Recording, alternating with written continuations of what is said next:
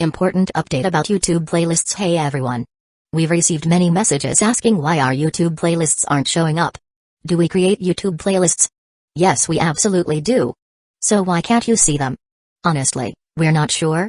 We've been in contact with YouTube support for several months now, but we still haven't received a clear answer or solution. After much discussion, our team has decided to take matters into our own hands. We believe the issue might be related to the number of playlists we've created on a single channel, possibly too many. Our solution? We're launching 2 additional YouTube channels, giving us a total of 3. This way, we can organize our audiobooks better and avoid the playlist visibility issue in the future. This change only affects our YouTube audience.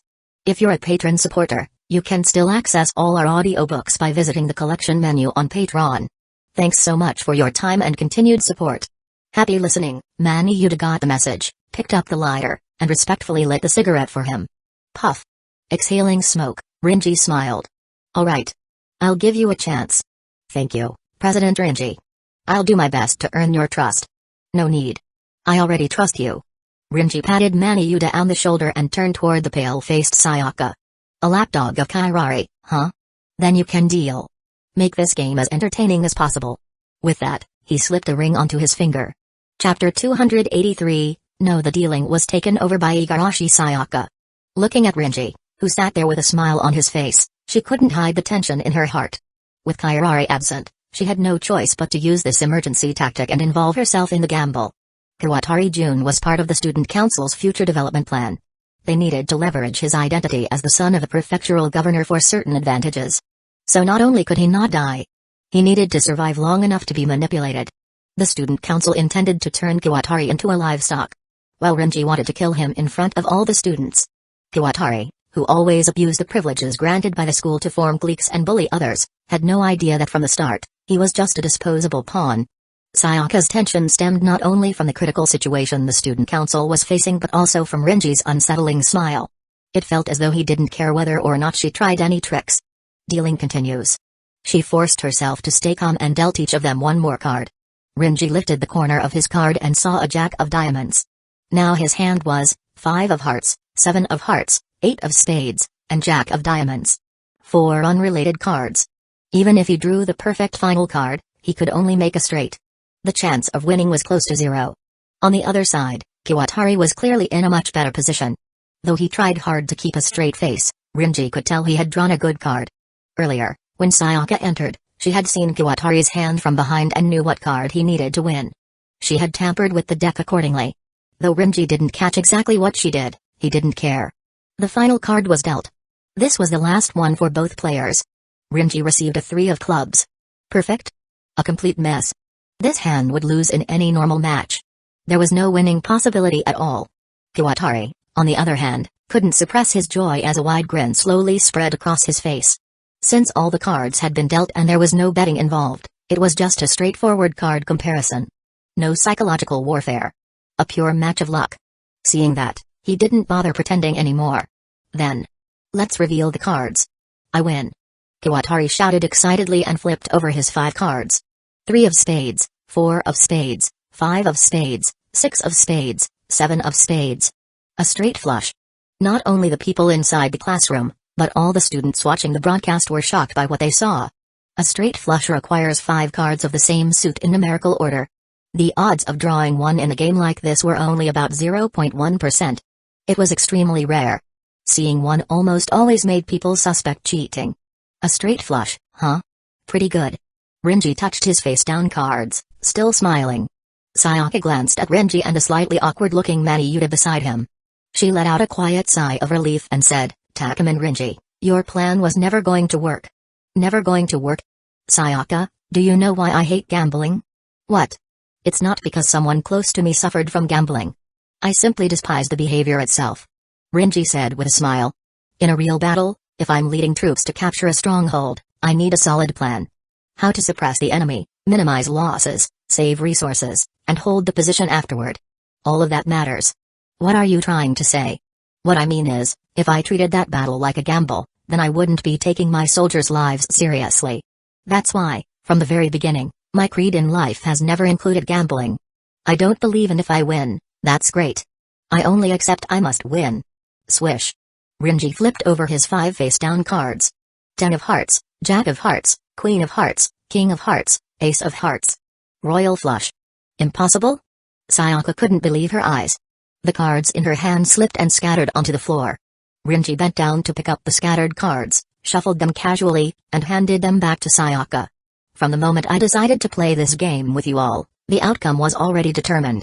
Ignoring Sayaka's blank stare, Rinji shifted his gaze to the terrified Kawatari Jun. Alright, now it's your turn. And no. Don't kill me. It's just 500 million yen, right? I can gather it. Is that so? Then how long do you need? Tomorrow. I can have it all by tomorrow. Kawatari screamed hysterically, as if clinging to a lifeline. Just give me 1 day. I'll bring the money together. Of course, he couldn't. Even his family would likely be unable to produce 500 million yen in a single day. He just wanted a delay. If he could get home, he'd be protected. Rinji wouldn't be able to touch him then. 1 day is too long. Rinji smiled. If you can't lay the money out in front of me within 10 minutes, I'll collect the debt with your life. And no. That's not. Bang. Just as Kawatari was stammering in fear, the long-absent Kairari Momobami walked in holding a suitcase. P. President. You're back. Seeing Kairari return, Sayaka was first shocked, then overjoyed. As long as Kairari was here, there was hope. Kairari smiled at Rinji, placed the suitcase on the table, and opened it. Inside were tightly packed stacks of 10,000 yen bills. Rinji, I've heard about your gamble with Kawatari Jun, Kairari said with a smile. Here's 1 billion yen. Will that be enough to spare him? Rinji glanced at the money, then at Kairari. He flicked his cigarette to the ground. 1 billion yen, huh? Double my asking price. Seems like a pretty fair deal. Hearing this, a relieved smile finally appeared on Kawatari's face. He could live. Even if he became a livestock under the student council, at least he would survive. Bang. A soft sound rang out. Kawatari's smile froze. Blood spurted from his chest, staining the money in the suitcase red. My answer is, no. Chapter 284, One born with everything. Kawatari's chest was pierced. Not by Rinji, but by a bullet fired from outside the classroom. It shattered the glass and went straight through his heart. Looking at Kawatari slumped on the table, eyes lifeless, Rinji closed the bloodied suitcase and pushed it toward Kairari. I don't need the money. You keep it. Kairari didn't say anything. She just picked up the suitcase. This match. Rinji had won. When she first learned that Rinji planned to publicly defeat and kill Kawatari, she knew it was an opportunity. Originally, the council had planned to turn Kawatari into livestock to control his influential family. If she intervened with money, she could claim his debt and ownership. Unfortunately, Rinji didn't care about money. What mattered to him was the fear he instilled in the students. My goal is achieved. The rest is up to you. Rinji stood and walked past Kairari. As he passed, he whispered in her ear with a smile, next time, send the real one. Kairari's eyes widened at his sudden words. Until then. I look forward to facing her. There's still time. With that, Rinji walked out the door. Mami Yuta followed closely behind. In the classroom, only the student council and a corpse remained. Kairari's expression changed briefly but quickly returned to calm. No one noticed. Damn it. How did he do it? Sayaka kept drawing cards from the deck, trying to understand how Rinji had pulled it off. She had suspected he swapped cards mid-game, but upon checking the deck, found no duplicates. She was left completely baffled. Sayaka, we're leaving. Ah, yes. At Kairari's call, Sayaka pocketed the deck and followed her out. Yamazuki Rani glanced at Kawatari's corpse and muttered, what a shame. Before leaving as well. The body would be handled by others. She wasn't interested. With Kawatari's death, this stage of the game ended in complete victory for Rinji. President Rinji. What is it? Rinji turned to look at Mami Yuta, who had been silently following him. What will my role be in the anti-gambling club? Should I start from the bottom, or? Right now, counting you, we have 5 people. Rinji said. Besides me and Vice President Tsubame Nanami, you can manage whatever you're good at. I was the student council's treasurer, so I'm skilled at financial management. Perfect? I was treasurer at Shuchin myself, but I'd rather have a lighter workload. Finance is yours now. Thank you for your trust. By the way, I'm surprised someone I smashed with a teacup wants to join me now. Rinji chuckled. Mind telling me why?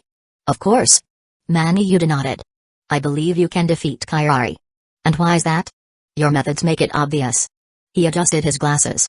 Whether it was smashing me into a teacup when you first arrived, ignoring student council rules, or using underhanded tactics to pressure them. These show one thing. He looked Renji in the eyes, raising a finger. You have power behind you far beyond what normal people can imagine. Oh? Ordinary people can only guess your intentions and react accordingly, but they can't see the full picture. Yuta explained.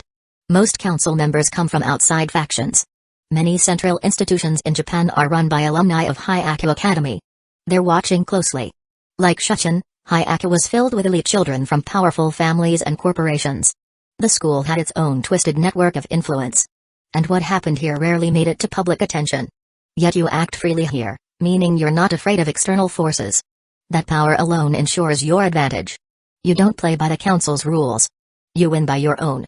Well reasoned. Renji smiled. When I watched your gamble against Kawatari, it felt like we weren't even playing the same game. While others focused on tactics, you'd already won the strategy. I'm glad you've thought so deeply. It's necessary. I grew up in a household where I had to become a king holding absolute power. Strategy is essential. I recall. Your father is. My father is the Vice Minister of Japan's Ministry of Economy. Yuta said quietly. When I was little, he told me, you must become a king. Otherwise, you have no value. So you used the ambition you inherited from him to climb your way to student council treasurer. And now, after weighing your options, you've chosen me. To become the king of the school? Exactly. And you're telling me all this so openly because you're not afraid I'll worry about betrayal? I never considered it. Yuta looked straight at Renji. From my observations, you're not like us. We struggle to obtain everything we desire. But you. With a quiet breath, he said, you're someone who was born already having everything. Chapter 285, Enjoying It Thoroughly Cool. As expected of you, that was one hell of a show.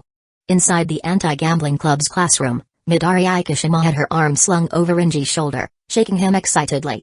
While the other students were frozen in fear at the sight of Kawatari's heart being shot on the big screen, only Midori was in a state of pure exhilaration. This was exactly the kind of life-or-death gamble she craved. By the way, I didn't see you pull the trigger at all. So where did that bullet come from? Someone I arranged. Renji shoved Midori aside and loosened his collar. I asked a friend to be on standby on a rooftop 1 kilometer away from the school before the game started. The moment the gamble ended, they were to take the shot. Renji smiled. It was meant to send a message to the students and the student council. That someone is watching this school. The person he had stationed outside was Kura Fujui. Since her work involved assassination anyway, pulling her in for a job like this wasn't a big deal. She wouldn't refuse. President Renji, this time you've struck a devastating blow to the student council's foundation. Their credibility is now facing a complete collapse. Yuta said, pushing up his glasses. And to survive this crisis, Kairi will surely mobilize her forces to block any outsiders trying to intervene with Hyaku Academy. If we move while she's distracted, we can interfere and secure our victory. No need. Huh? Judging by this game, she had no intention of stopping it. She even sent a fake to negotiate with me. I'd say she's already outside the school dealing with external matters herself. A fake? Yuta eyes widened. Then that person just now wasn't Kairi? Who knows who she is, but you'd better not underestimate that woman, Kairi. Renji rested his chin on his hand and stared forward. Though it was just a blank wall in front of him, he seemed to be seeing something beyond it. She's already figured out my plan. She knows exactly what I'm going to do. That woman is just enjoying it. Enjoying the feeling of playing this game with me, and the thrill of the unknown. As he spoke, Renji let out a laugh. Family head, all clan leaders have arrived. Inside a massive Japanese-style mansion, Momobami Kairari, dressed in a kimono, slid open a shoji door and gracefully stepped in. The room behind the door was very dim, lit only by faint candlelight, just enough to make out the vague outlines of furniture. There was no one in the spacious room. Only dozens of tape recorders placed atop display pillar-like stands. Kairari smiled and walked toward a chair at the center of the recorders before slowly sitting down. The moment she sat, the tape recorders came to life. She sat in silence, listening as the recorders emitted various elderly voices. All of them were criticizing her. Saying she was too young and reckless, that she should consider the clan more. They were all clearly dissatisfied with Kairari as a junior. Momobami Kairari, you've gone too far these past years. Exactly. I said long ago she shouldn't have become the Momobami family head. The 100 devouring families will be ruined by you. Listening to all this, Kairari smiled calmly and said, are you all done, you old fossils? What? Is that how you speak to us? Know your place. Kairari chuckled. How dull. Just thinking that you people are the so-called elders of the 100 devouring families makes me want to cry. Recycled platitudes, selfish cowardice, endless greed. She paused, then curled her lips into a grin. I don't even recognize you archaic relics as clan heads. You're disgusting. What did you say? Don't think being the Momobami clan head gives you the right to speak to us like that. We are elders of the clan? I've heard that line enough. Kairari sneered toward the recorders.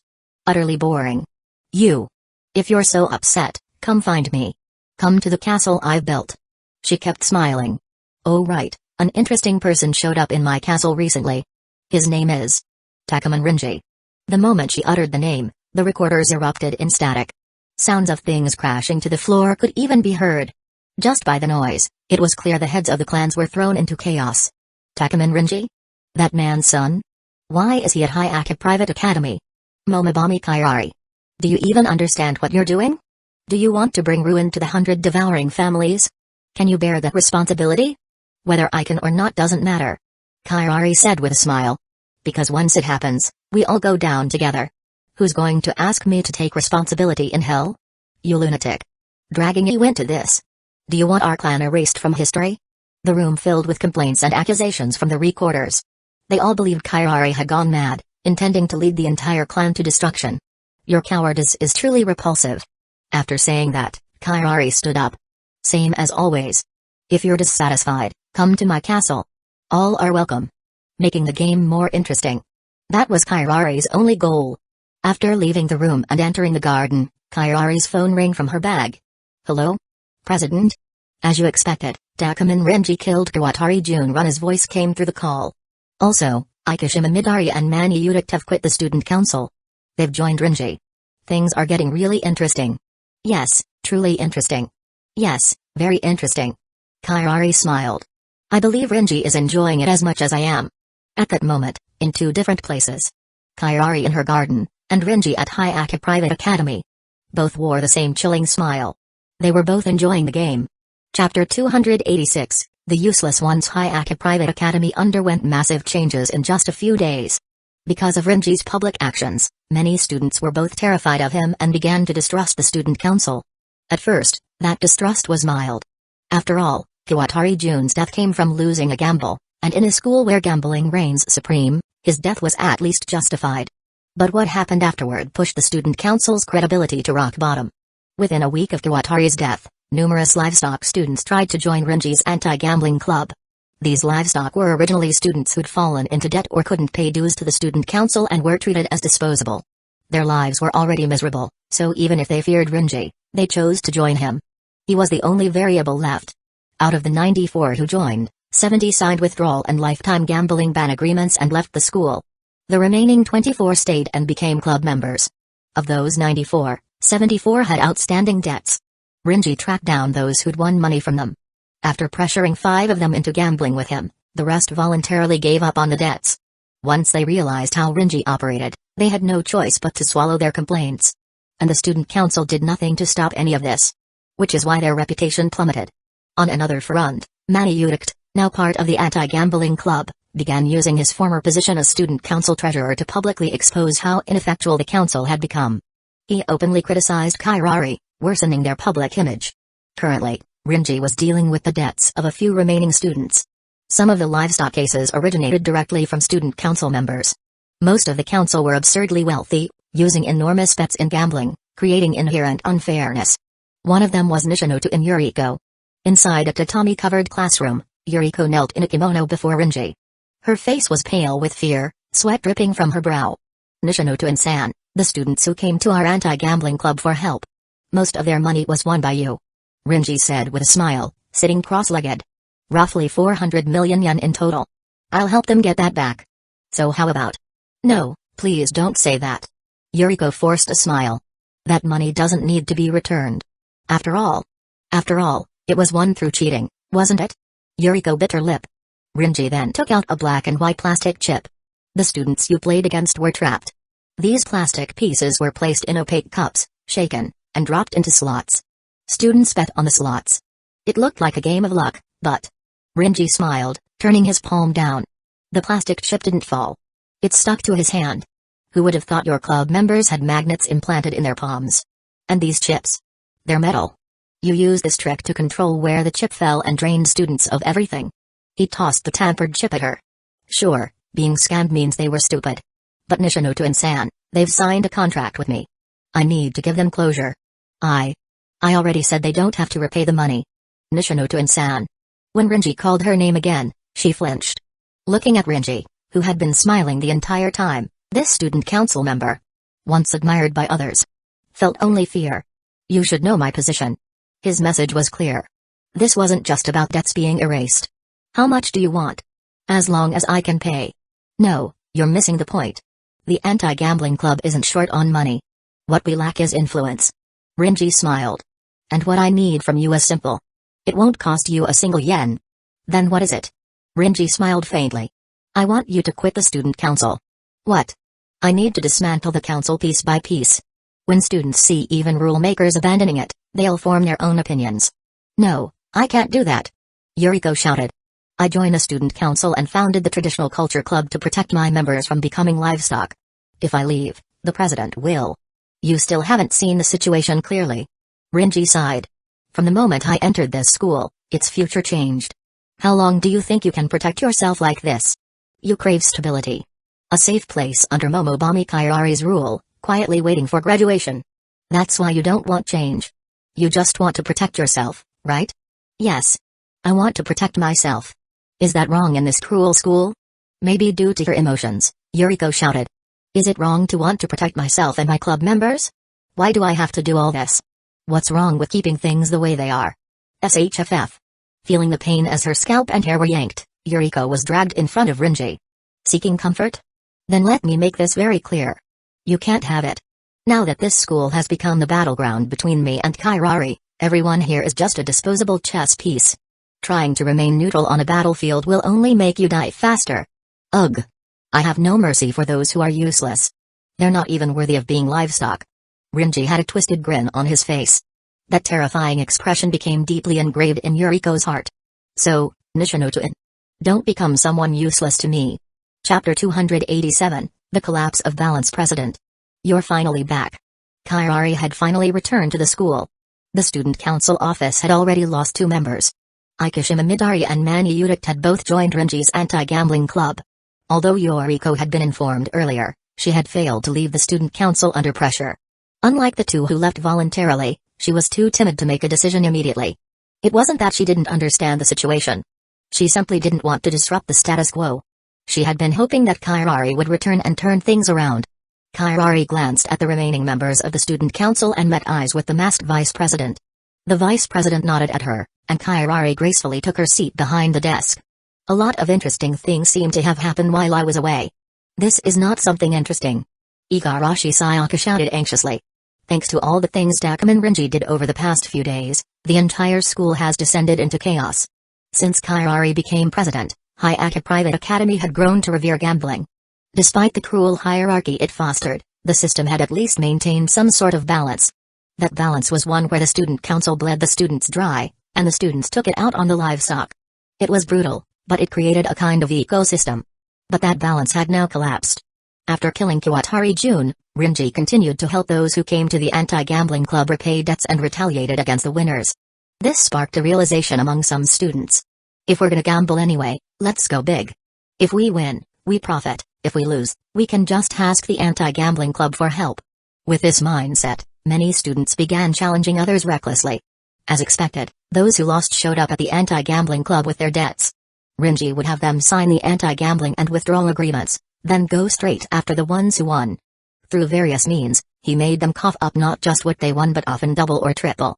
Many students suffered from this retaliation. Some fell into debt, others had to beg their families to sell assets to repay what they owed. Because of this, fear swept through the school. If you won, the anti-gambling club would come after you. If you lost, they'd help you. As predicted by Nuraba Ayam, the entire school was caught in a web of mutual suspicion.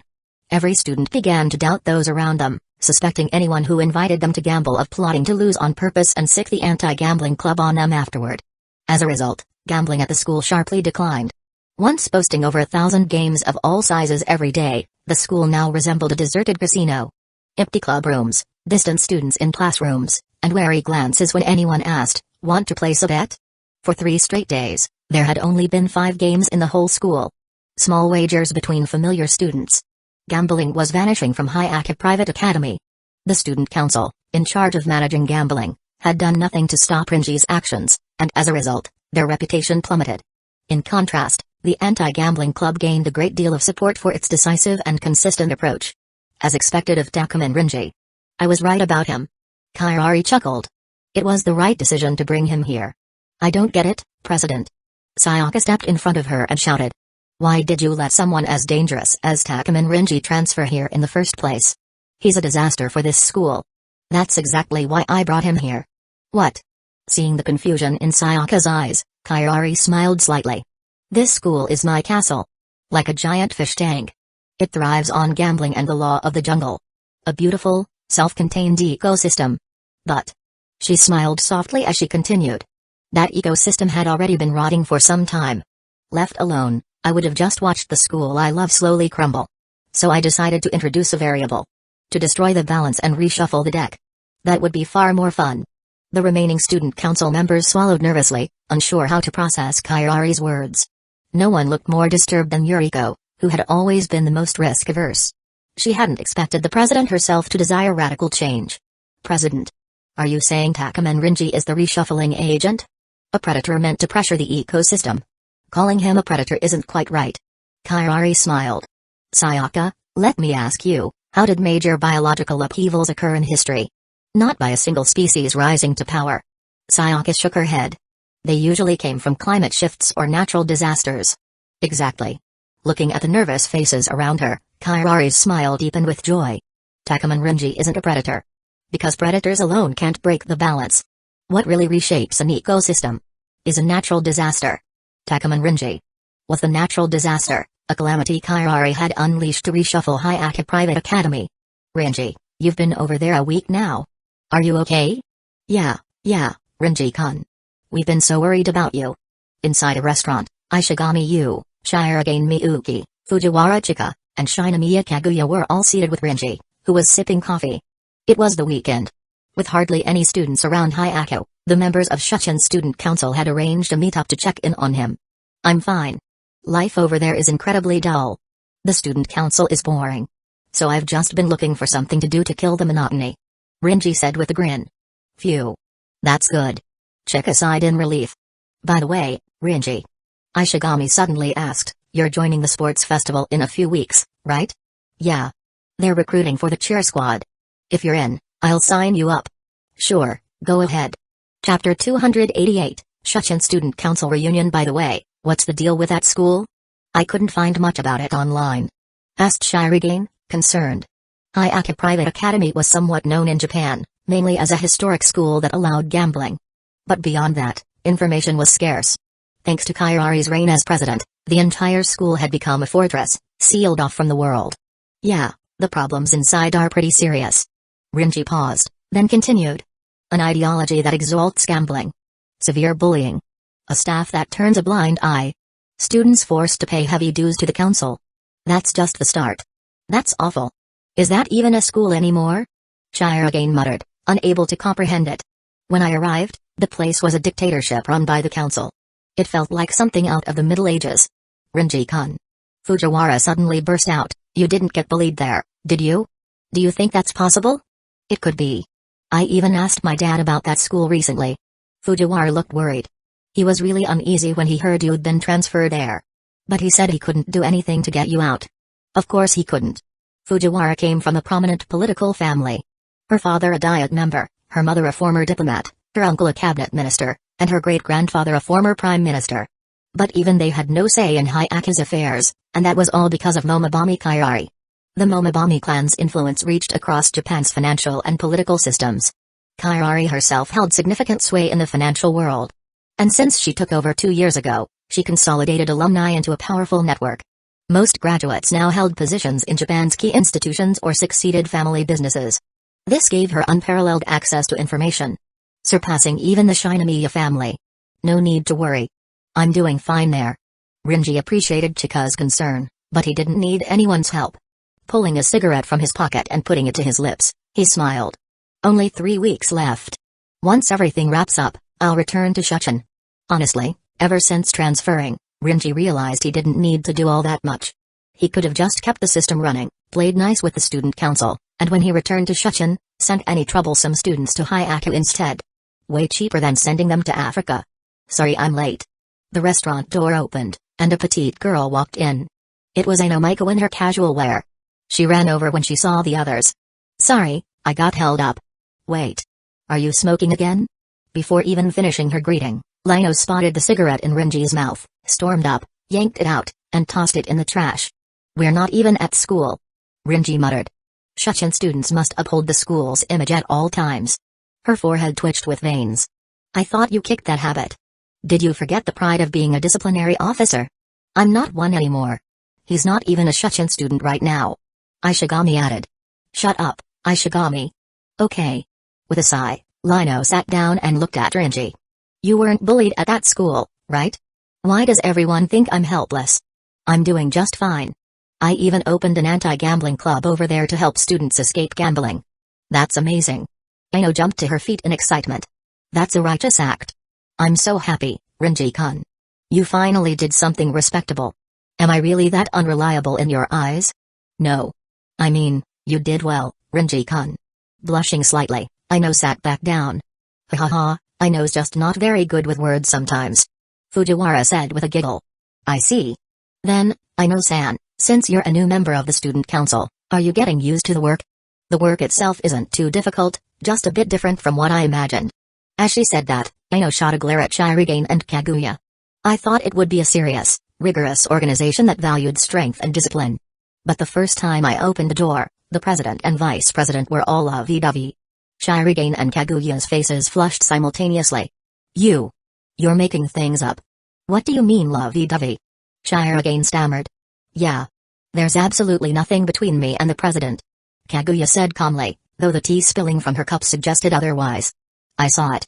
Shinomiya-senpai, you were lying on the president. Oh? Everyone turned to look at Kaguya. Very forward of you, Lady Shinomiya. Rinji teased. Don't joke like that. Kaguya flushed red. I was just trying to give the president a massage because he looked tired, nothing more. If anything, Aino-san. Why are you thinking such indecent things? That's not healthy. What? I'm the one with unhealthy thoughts? Aino was stunned. Exactly, mind your mental hygiene. Rinji added. Why are you saying that too? And you didn't even knock before entering. He continued. Ugh. Ha ha ha ha ha. With Shirigane and Kaguya blushing, Aino puffing her cheeks, and Fujiwara and Ishigami laughing, Rinji's face relaxed into a gentle smile. Now this was what a student council should look like. Far more fun than the one at Hyaku. Chapter 289, 100 Devouring Families Monday, Hyaku Private Academy. In the student council room, only a few remained. Each face bore a trace of gloom. President, today was supposed to be collection day. Rana said while playing on her handheld. But with so many students joining the anti-gambling club and dropping out, our tribute collections this quarter are awful. That's not the worst part. Yuriko's expression was grim. Some students who stayed are outright refusing to pay. They say, if you try to collect, I'll just go to the anti-gambling club. That's a threat. Although a loss in tribute wasn't financially devastating to the wealthy council members, it showed something worse. The student council had lost its former influence. To most students now, the anti-gambling club could completely crush the council. A strange phenomenon had taken over the school. Gambling desires had plummeted. And for those who still gambled, some deliberately lost to then ask the anti-gambling club for help and retaliate against the winners. Some even used gambling for revenge, luring enemies to bet, losing on purpose, and then sixing the anti-gambling club on them. This chaos was the direct result of Rinji's indiscriminate policy of helping losers and punishing winners. By intentionally leaving holes in his system, he let students exploit them. Rinji was fully aware of the loopholes, but never intervened. He wanted them to exploit it. The more they did, the more distrust would brew among students. Eventually, the rules they had all once followed would collapse. Just as Kairari had said, the ecological balance was completely ruined. As expected, though faster than I thought. Kairari said with a smile, showing no concern over the school's disorder. President, then what should we do? The natural disaster that destabilized the system has already appeared. Now begins the survival of the fittest. Kairari replied, snapping her fingers. Snap. The student council room doors burst open. A group of unfamiliar students in Hayaka uniforms marched in. Yuriko scanned the group. None of them looked familiar. And all were distinctly unique. Impossible to forget if seen before. President. Who are these people? They're here to make an already chaotic ecosystem even more chaotic. Kairari grinned and turned to the newcomers. Welcome to Hayaka Private Academy. Her words were welcoming, but the visitors didn't return her smile. Some looked angry, others cold, and some wore mocking grins. Leading them was a girl with shoulder-length hair in a wheelchair, pushed by another girl. She wheeled up to Kairari and said coldly, "You haven't changed at all. Still doing things your way. I guess that's a relief. Welcome to my academy." Kairari replied with a smile. President, these people are... Explaining is a bit troublesome. Clear it up for them, Sayaka. Sure. Facing the puzzled student council members, Igarashi Sayaka cleared her throat and explained, besides being our school's student council president, Kairari is also the head of the 100 devouring families. Momobami Agitsaku. This vast family group included dozens of branch families under the Kairari-led main house. And these people here are representatives from those branch families. She introduced them one by one, the wheelchair girl, Totobami Terano, representative of the Totobami family. The bandaged, ghost-like woman, Warakubami Sumika, from the Warakubami family. The black-haired tall woman with eyeshadow, Inbami Mayo, of the Inbami family. The cold girl with buns, Yabami Miri, also from Yabami but a different branch. The tall, busty white-haired woman, Hanbami Miroslava, of the Hanbami family. The handsome, perpetually smiling boy, Abami Rin, of the Abami family. The gothic lily with no uniform, Mushibami Arimi, of the Mushibami family. After the introductions, Sayaka stood beside Kairari. Yuriko, though now understanding their identities, was still puzzled. They're your relatives. But why did you call them here? Oh, right, I haven't said yet.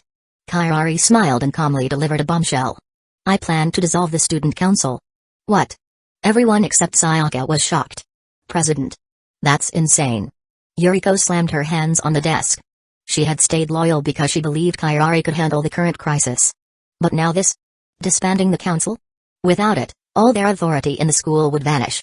This is just throwing away power. It's foolish. Rare to see you argue with me, Yuriko. Kairari said, smiling at her. Do you really crave a stable life that badly? She stood and addressed them all. The school's order has already collapsed. Now is the best time to reshuffle the deck. Rinji had begun the destruction. Now, Kairari would wipe the slate clean by dissolving the council, plunging the school into primal competition again. Destruction before rebirth. This was Kairari's answer. Chapter 290, Rise of the Net Match. Totobami Terano's sharp gaze locked on Kairari's smile. Welcome, huh? Drop the act. She said. You're the one who said the winner of the election becomes the next Momobami head. I did. Kairari replied with a smile. Because of that, the elders are in chaos. They sent us here in a panic. Terano continued. But I suppose it's not surprising. The position of student council president at Hayaka no longer means what it used to. Originally, the 100 devouring families had little interest in Hayaka. Despite it being a prestigious school, it was still just an educational institution. But 2 years ago, Kairari inherited the family headship and shifted her focus to Hayaka. Once she became president, she ruled with an iron fist. By taking control of graduates' social and financial networks, she centralized all influence and reshaped the financial world.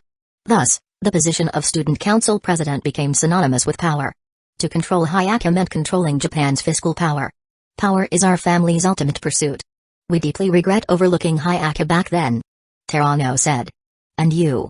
Effortlessly gained what we all sought, only to toss it away and let the branch families scramble. Is this a game to you? Of course. Kairari answered cheerfully. You gained everything we longed for so easily. And now you toss it aside. I'd love to strangle you right now. Terano's eyes burned with fury. Kairari, seeing that expression, looked delighted. And one more thing. The elders said something. Something that we couldn't believe. Terano's voice sharpened. You arranged for his son, Takeman Rinji, to be enrolled here. Didn't you? The room fell silent. The remaining student council members knew Rinji, but didn't understand who that person was. But the representatives of the 100 devouring families looked visibly shaken at the name. Yes. Kairari answered without hesitation. He is here. After all, to make the game more interesting, I had to introduce some wild variables. Do you even understand what you're doing? Terano's voice trembled with anger. You messing around was already unbearable. But now you're letting that force get involved. This is a catastrophe for the clan. This isn't something we can resolve internally anymore. I never said it had to be resolved internally, said Kairari calmly. In a test site full of unknowns, where disasters may strike at any moment, animals must not only fight constantly but also adapt to environmental changes. Isn't that a beautiful thing? You. Click. At that moment, the student council door was pushed open. Rinji walked in from outside, and everyone turned their heads toward the blonde-haired boy who had just arrived. Rinji? Every member of the 100 devouring families felt a moment of cardiac arrest. Before they came here, every elder or senior from their respective clans had repeatedly warned them, winning the student council presidency was important, but under no circumstance should they get involved with Takuman Rinji. On the surface, the academy appeared to be mired in internal conflict among the 100 devouring families. But in truth, it was the families themselves caught in the center of the gambling storm. You might win everything, or lose your life. And Renji's existence was precisely what pushed the 100 devouring families to the brink. Not bad, Kairari. After I persuaded a bunch of students to drop out, you started enrolling new ones? And these newcomers sure are unique. Rinji didn't even bother acknowledging the wary looks from the family members. He simply pulled a chair to Kairari's desk, set down a bottle of red wine and 2 glasses, and sat himself across from her. I've been here since day 1, and you vanished. As the chess master, your toilet break was a little too long, wasn't it? All to make the game more interesting. After all, with everything you've done, if I didn't prepare something in return, wouldn't you get bored? Kairari smiled. True. Let's hope the next game is even more entertaining. Rinji returned her smile and placed a glass in front of Kairari, pouring her a drink. Neither of them showed the slightest hostility toward each other. To outsiders, it was as if 2 old friends were catching up. So, Kairari, I've made my move. It's your turn now. What's your next play? I plan to disband the student council and hold a re-election. Not bad. Rinji chuckled. All of his recent moves had been aimed at undermining the credibility of the student council. But now that Kairari planned to abolish it outright, all his efforts were rendered moot. Once a re-election was held, the student council's previous bad debts would be wiped clean. It would be a complete reset. 1 vote per person. Yes. Chips will serve as ballots. Whoever has the most chips becomes the new president. Kairari explained. How troublesome. I've already gotten a bunch of students to drop out, and there aren't many left in the anti-gambling club. So we're low on ballots. As he spoke, Rinji poured wine into his own glass. But since you're using chips as ballots, I assume they can be won through gambling? Exactly. It gets more and more fun. Playing alone is boring, after all. Kairari swirled her wine glass, her smile radiant. She teased, Rinji-kun, after being at this school for so long, have you finally found the joy of gambling? I admit gambling has its thrill, but not because of the dream of getting rich overnight. Rinji replied with a grin. What truly draws people in is the feeling when a tennis ball hits the net and hovers midair. The anticipation, because no one knows which side it'll land on. That's what makes gambling exciting. It's the unknown. Only the gods know the outcome. He paused, then continued. But if you analyze the ball's spin, the angle it hit the net, the coefficient of elasticity, wind speed, direction, and humidity, you can accurately predict which side it'll fall on. The only reason it seems uncertain is because most people don't have all the data. But if you do have all the data, then the result is predetermined. Are you saying, for you, victory is inevitable? I can't think of a reason I'd lose. Even if constant victory is boring, I can't help it. Rinji said with a smile. So Kairari, make the tennis ball fly even higher. Only then will it feel like a real match. Of course. Excellent. Let's drink to the game to come. Rinji raised his glass. Kairari raised hers as well. Cheers. Cheers. To the tennis ball rising from the net. Clink. The 2 glasses collided with a crisp sound. Then they drank in unison. Meanwhile, watching the 2 toast, Sayaka's expression turned extremely grim. The same went for Yuriko. They now understood that all their ambitions and desires were just toys. Every student in the race for the presidency was nothing more than a plaything in the game between Rinji and Kairari. Chapter 291, The election begins. The student council of Hyaka Private Academy was disbanded. In its place came a new round of elections for student council president. After experiencing the student council election at Shuchin Academy, Rinji found himself once again drawn into an election. This time at Hyako.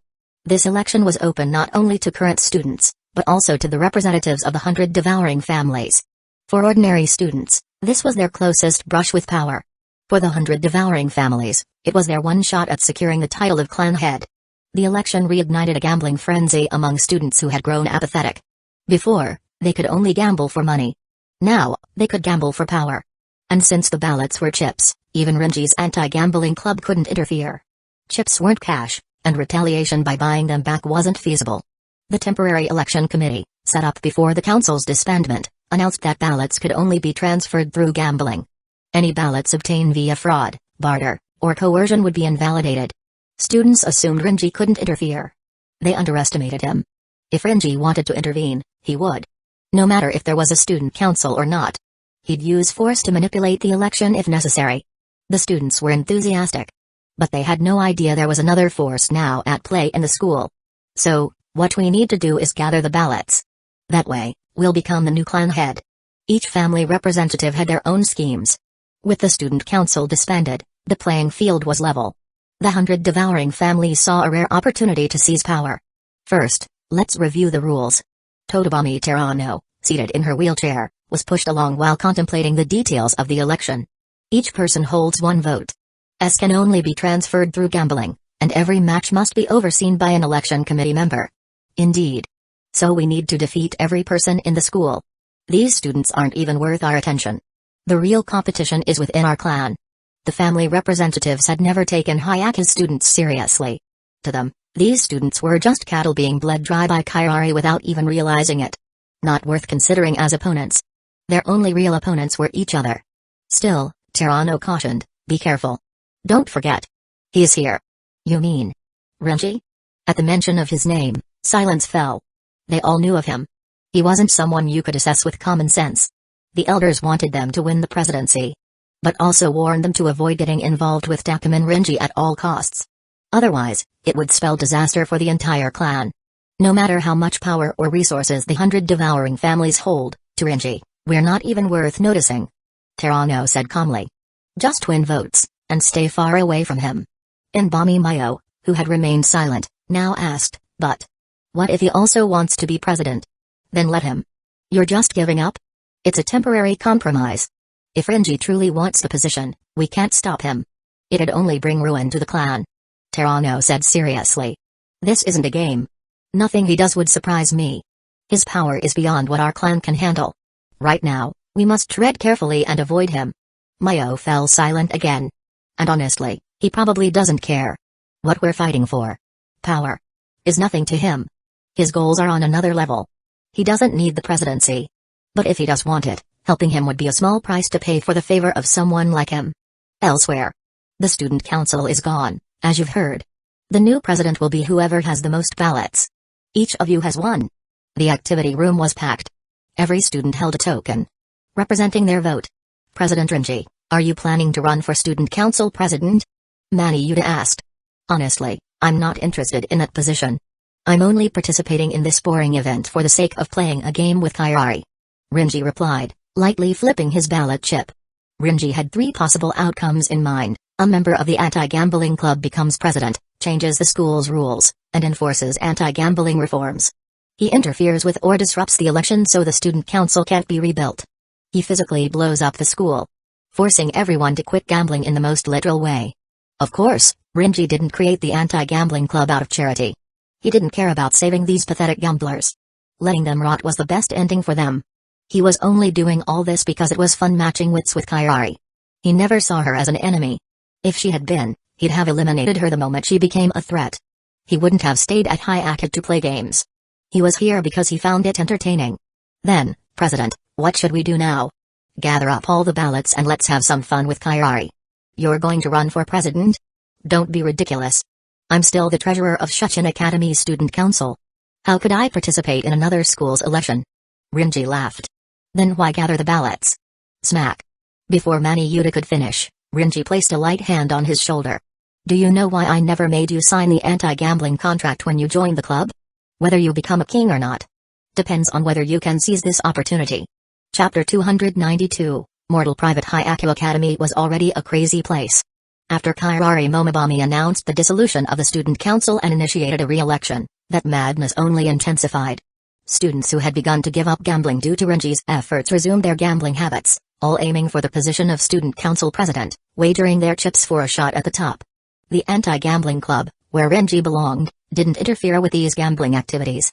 Instead, on the second day of the student council election, they publicly stated, "S are not cash. The anti-gambling club cannot assist students who lose their votes." This caused a new surge of enthusiasm. The academy once again descended into chaos. Each student holds only one vote. The election proceeds under this seemingly fair setup. Inside the student council office, everyone else had left. They needed to gather chips to compete for the presidency and had no time to waste here. Only two remained in the room: Rinji and Kairi. The two sat face to face, with a chessboard between them. On several large screens beside them, gambling matches around the school played in rotation. Moving a chess piece, Kairi smiled. This election is progressing wonderfully. It gives every student a fair chance. That means they all believe they're close to grasping supreme power. Only in times of chaos do heroes rise. But those who hold such naive thoughts will never spot opportunities favorable to themselves. The former aristocrats, meanwhile, fear the chaos. Rinji used his knight to capture Kairi's bishop. At that very moment, one of the screens showed Yuriko Nishinoto sweating profusely as she collapsed on the tatami mat, defeated. In front of her, Inbami Mayo wore a mocking grin as she took most of Yuriko's votes. "I thought you'd stop me from dissolving the student council, or maybe seize control of the whole school the moment I did. There was no need. Just as you don't care for that kind of power, neither do I. That's not what I seek. As I thought. We're the same kind of people."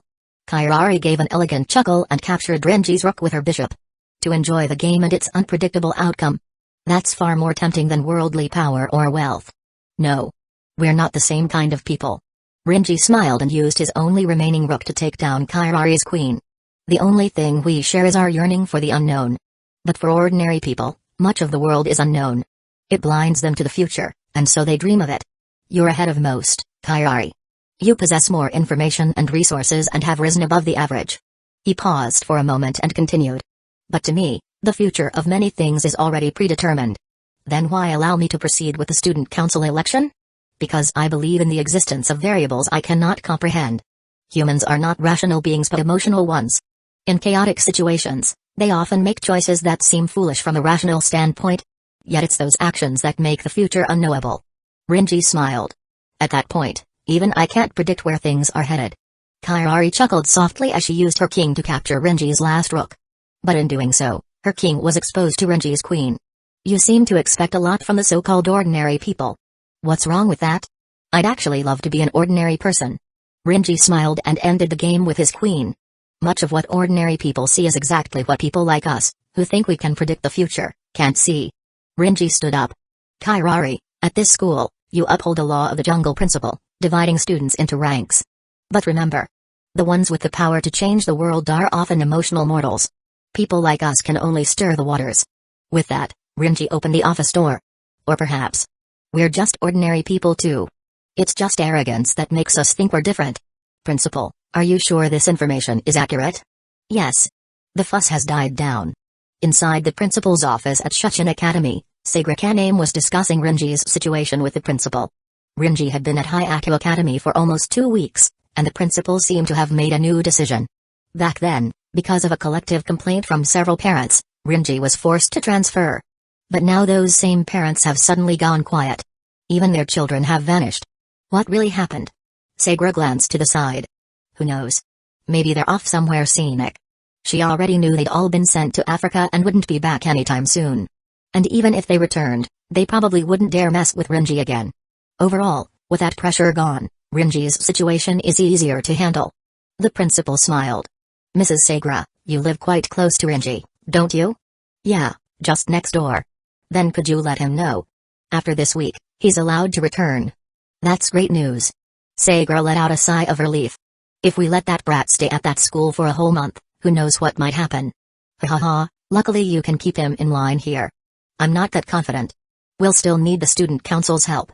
Sagra replied. True. I must admit, the student council led by Shirogane is truly exceptional. Making him president was the best outcome. The principal smiled again, then added as if suddenly remembering something, Ms. Sagra, could you also let Shirogane know? Know what? That Rinji can leave Hyaku Academy this Friday. Tell him to go pick him up.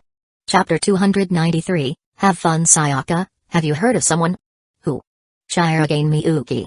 In a classroom, Kairari Momobami toyed with a vote chip in her hand and smiled as she addressed Higurashi Sayaka, who stood behind her. Sayaka pressed her lips together and finally said, "Of course I know him." "I thought so." Kairari smiled. "Beating you in the national mock exams would definitely leave a lasting impression. I won't lose next time." At Hyaku Academy, because of its unique culture, academic or athletic excellence wasn't what made students popular. Only strong gamblers were admired. Sayaka was an anomaly among them. She was a genius. Even in middle school, she consistently ranked first in the school. She hated gambling, seeing it as nothing more than a pipe dream concocted by people chasing overnight riches. She'd even seen people destroyed by it. Because of her bookish personality, she was often looked down upon here. Still, when she learned that Kairari had defeated the former president with an unimaginable amount of money and become president herself, she felt deep admiration. Later, she was invited by Kairari to join the student council. If anyone in the student council was close to Kairari, aside from the always masked vice president, it was Sayaka. But even Sayaka, with her brilliant mind, lost to two people in the national mock exams. One was Makoto Shijo. The other, Shirogane Miyuki. In the national mock exam, Makoto Shijo takes first place, surpassing Shirogane by a large margin, who is in the second. She'd never forget those names. That Shirogane Miyuki. I remember, he's the student council president of Shuchin Academy. Kairari said with a smile. He's Rinji's superior. To control someone like that, Shirogane must be more than just a good student. Sayaka frowned. I heard he used to be acting president of Dainapon Bank. For a high schooler to do that. He's not normal. He must have been keeping a low profile for his own reasons. Maybe. Why are you suddenly asking about him? Because of this. Kairari pulled out a letter. Sayaka glanced at it and nearly broke out in a cold sweat. The student council president of Shuchin wants to visit our school? Yes. Things are getting interesting. Kairari said with a broad smile. She didn't seem concerned, but Sayaka was very worried. Rinji alone had turned the school upside down. If this mysterious president also came, no one could predict what would happen. President. What if Shirogane shows interest in running for our student council? Let him try. The academy welcomes anyone who wants to run. Kairari smiled. What do you think, Sayaka?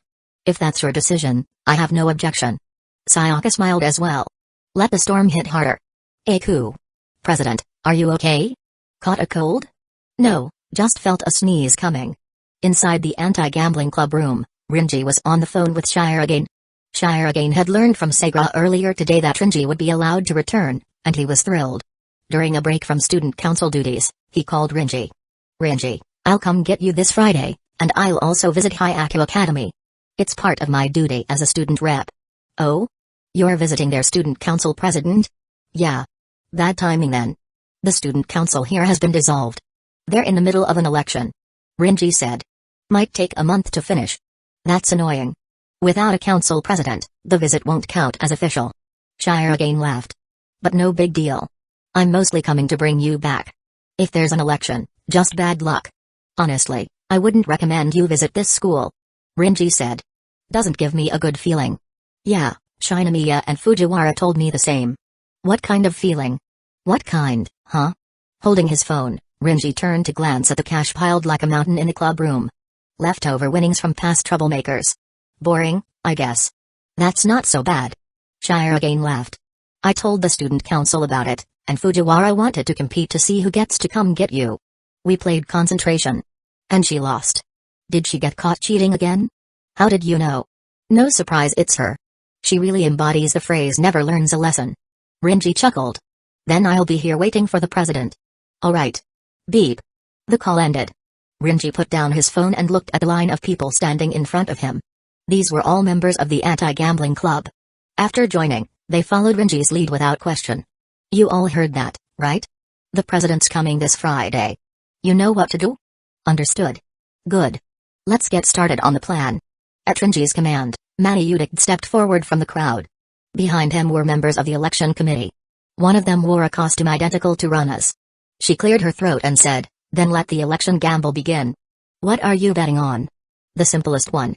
Rock, paper, scissors. Manny Udik spoke and raised his open palm.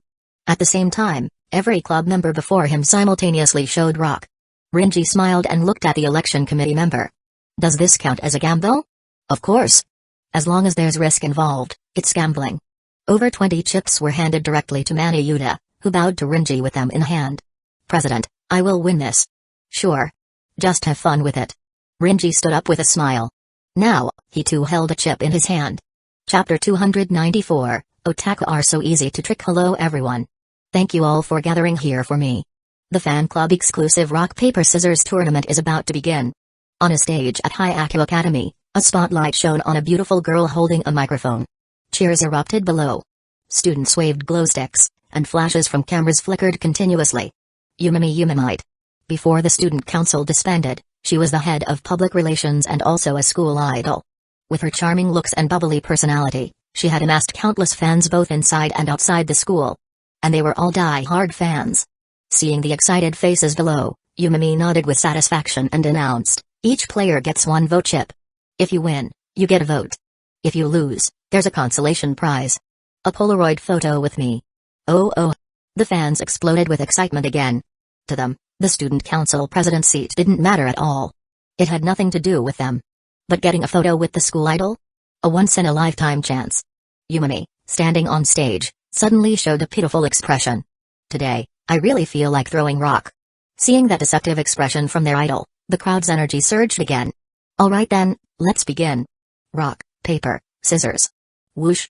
Yumami played rock. And everyone in the crowd played scissors. Too easy. This idol persona is way too effective. Yumami thought as she collected over 100 votes. Probably more than any other candidate. Thank you all. After thanking her voluntary sacrifices, Yumami turned to the election committee student. We can announce the result now, right? What are you talking about? You didn't win. What are you talking about? I beat everyone. Yumami frowned. Really? Look over there. Huh? The student in the costume pointed in a direction. Following the gesture, Yumami's eyes widened when she noticed one hand among the sea of scissors. One hand with all 5 fingers open. Someone had played paper. The round was invalidated. What? She strained to see who dared to sabotage it. A boy with blonde hair and a smug grin. Takuman Rinji? The one who played paper was Rinji. Today, he wasn't wearing his usual Shuchen uniform. Instead, he threw on a Hyaku Academy uniform and slipped into the crowd to join the fan event. Using the idol effect to gather votes. Not bad. I'll give you credit for the creativity. Rinji said with a grin. Yumami knew she'd been played.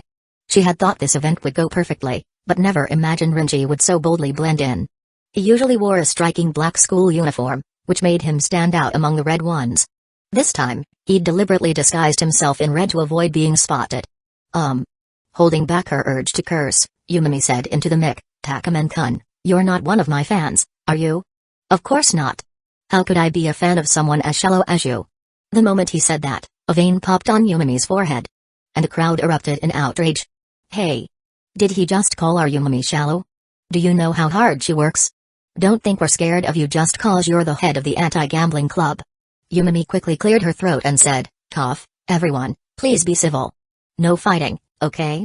Once the mood calmed, she returned her gaze to Rinji. Takuman-kun, are you participating in this tournament too?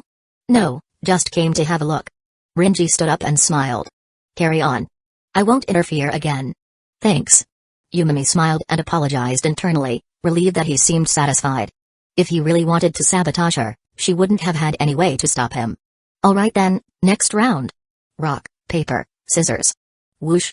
Everyone threw their hands again. This time, no one tried to mess around. But Yumami's face suddenly darkened. All the fans had played scissors. Rinji had played rock. Same as Yumami. I told you, I'm not interfering. Rinji said with a grin. I'm just playing along properly this time. The election committee announced, first round winners, Yumamite and Takuman Rinji. The winner between the two of you will be determined next. TCH. Amid furious glares and jeers from the fans, Rinji stepped on stage and faced Yumami. Can't lie. Otaku money is easy to grab. If you can exploit it, so can I. Takuman-kun, do you want the student council president position? Not at all. I'm the treasurer at Shuchen Student Council. I couldn't care less about Hyaku's. Then why are you interfering? Because it's fun. Alright, let's settle this. I look forward to it, Yumamite. You little. Yumami gritted her teeth at Rinji's bold intrusion. But now, there was no backing out. She had to face him. The finals begin. With that cue, both of them raised their hands. Yumami focused on Rinji's hand. His index and middle fingers were slightly extended. He's going to play scissors. No. Maybe it's a bluff. Or maybe he knows I think it's a bluff. Or maybe he knows that I know that he knows. Just that small motion plunged Yumimi into a spiral of overthinking. Rock, paper, scissors. Screw it. He's definitely playing scissors. She threw her hand out. But at the last moment, Rinji's fingers twitched. A subtle movement that shattered her focus. In the end, Rinji played scissors. Yumimi played paper. This. Not decisive enough, Yumimi-san. Rinji won. He collected 126 votes. Chapter 295, Dangerous Livestock M. Carrying a bag filled with over 100 vote chips, Rinji strolled leisurely through the campus. On the large screen, gambling scenes from all over the school were being broadcast in a loop. Those who had lost all their vote chips were now out of the election. The ones who remained were the skilled contenders still holding multiple vote chips. Among them were some who, like Rinji, held more than 100 chips. Occasionally, the screen would highlight the top contenders. Currently, first place was Momobami Kairari with 216 vote chips. In second was Terano Tonobami, the girl in a wheelchair, holding 133 chips. Third was Rinji, with 126 chips. That meant the front-runner for the presidency was still former President Kairari, while Totobami and the transfer student Rinji were strong competitors. Rinji also saw that Manny Udat had 70 chips. Not bad. However, even if Rinji gave all his chips to Manny Uda, it still wouldn't be enough for him to win the presidency. Generally, if a candidate holds more than half the total vote chips, their victory is practically guaranteed. But since no one currently held over 50%, the race was still wide open, and anyone could crash or come out on top. Yug. This is so boring. Shut up. Standing next to Rinji was Ikishima Midari. This election was torture for her. Because she had joined the anti-gambling club, she was forced to sign the anti-gambling pledge, which meant not only was betting her life out of the question, she wasn't even allowed to bet chips. After being forced to lose her chips to Manny Uda, she had withdrawn from the competition entirely. I was wrong. I shouldn't have joined this club. Midari looked like she was suffocating. I thought a psycho like you would give me something wild and different. Turns out it's just dull. The name is Anti-Gambling Club for a reason. It's to keep people away from gambling. Then why are you still gambling? Because I'm the president. I need to oversee strategy, so I don't have a choice. Rinji said. Besides, my win rate is 100%. Something I can't lose isn't really gambling. You two-faced bastard. Shut it. With the chips in your hands, who knows what dumb crap you'd do. Better for you to sit still. TCH. Midari clicked her tongue, but had no way to argue with Rinji's decision. At that moment, the large screen outside started broadcasting Kairari's gamble. A crowd had gathered around her. Her opponent was a student named Marashiro who had 15 chips but still lost in the end. Rinji, as someone who once lost a night to Kairari, I believe you're the only one in this school who can beat her. What are you trying to say? Are you going to challenge her next? Midari asked. Your wording is weird. There's no one I need to challenge. Rinji scoffed and looked at the screen. Besides, my duel with Kairari hasn't really ended. Even now, we're still at the gambling table. Huh? Can you talk like a normal person?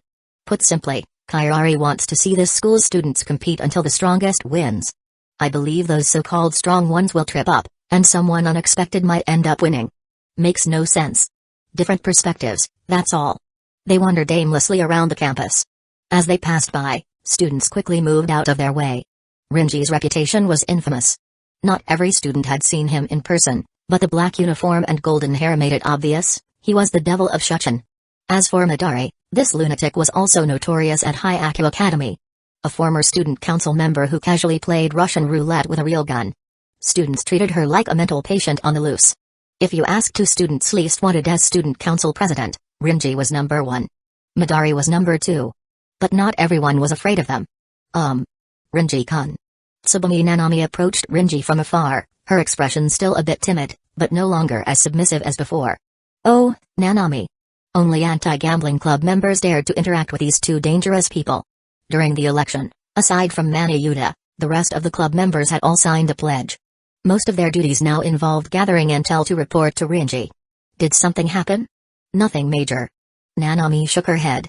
The club's intelligence gathering around school has been going smoothly. We've got a decent read on the 100 devouring families members. Some students tried using intimidation to force gambling. But, well, you know. Yeah, I get it. Some students used coercion during the election. Since the rule was that any kind of gambling counted, They'd threaten others with lines like "I'll play rock, you play scissors," or "I'll beat you up," and take their chips. Their main targets were the former livestock students, the easiest to bully. But most of the school's livestock were now anti-gambling club members. And upon joining, they followed 3 key rules. After signing the pledge, their spare time was spent doing physical training. At school, they moved in groups of 2 or more. If bullied, they were required to fight back. Even injuring or killing was allowed. Rinji would take responsibility, or hand it over to Kairi. During the election, every member was armed with real guns. Students who thought they could strong-arm the club were quickly reduced to kneeling, terrified messes. I can already picture it. Rinji chuckled. So Nanami, what did you want to talk about? Nanami looked at him, pursed her lips, then seemed to make up her mind. Rinji-kun, do you have time right now? There's something I want to talk to you about. Chapter 296, Do you believe in him? Nanami brought Rinji behind the classroom building. Turning around, she looked at the golden-haired boy, clearly conflicted. What is it, Nanami? Rinji asked, confused. You said you wanted to talk. From the past 2 weeks of interaction, Nanami wasn't someone who took initiative. She usually stood quietly behind Rinji. For her to ask him out alone like this was unprecedented. Rinji-kun. After a moment of hesitation, she finally asked, You're going to leave this school, aren't you? I am. Will we never see each other again? Maybe. Rinji had only come to Hyaku Academy because of Kairi's schemes. If not for her, he would have had no contact with this place at all. According to the call from Shirogane Miyuki, Rinji had less than 4 days left here. Could you not leave? I have to. I've done a lot here, but this was never where I truly belonged. Rinji said. After I leave, you'll become the anti-gambling club's president. Do your best. Try to help everyone quit gambling. I can't. I can't do it. Nanami shouted. Tears welled in her eyes as she looked at Rinji. I just can't. She bowed her head, sorrow thick in her voice. Without you, I can't do anything. Being president? Impossible. Nanami. I used to be bullied constantly because I was labeled livestock. This school was hell for me. Until you came and saved me. No matter what others think of you, I always saw you as a hero. As long as you were here, I felt like that hell was far away. She raised her head. But if you're gone, I don't know if I'll have the courage to stay. Rinji looked down, silent. After a while, he raised his head and met her gaze. It's my fault. Huh? I took it upon myself to solve your problems without letting you grow. If I'd let you take revenge on those who hurt you back then, maybe you'd be strong enough to stand on your own now. No, it's not like that. Nanami quickly shouted. She didn't want to blame Rinji. Her fear wasn't about being bullied again after he left. She was afraid. I'm afraid that I won't get to be by your side like this anymore. Rinji was reckless and merciless, but he had undeniably saved her from a hopeless future. Nanami knew many members of the club had similar feelings. Girls like Nuraba Ayam, whom Rinji had also helped, admired him. Because of her past, Nanami was insecure. She didn't dare confess her feelings, but as long as she could stand beside him as vice president, it was enough. But Rinji would eventually leave. Back to Shuchin Academy. That dreamlike daily life would shatter. Sorry, Nanami. Shuchin is where I belong. Even if I'm not here, I hope you will keep going. Rinji never understood what Nanami was truly trying to say. He patted her saddened shoulder and smiled. Before I leave, I'll tell you everything you need to know. Don't worry. Even if I'm not around, you'll be fine. Rinji-kun. If I manage to keep going here, could we still meet again someday? Of course. Rinji smiled. I'll be at Shuchin. I'm not going anywhere else. If you want to find me, you're welcome anytime. At the time, Rinji had no idea that those words would shape the decision Nanami would later make. Meanwhile. Bro, I heard Rinji went to another school? Yeah. Right, I forgot to tell you. He had to transfer temporarily, but he'll be back this Friday.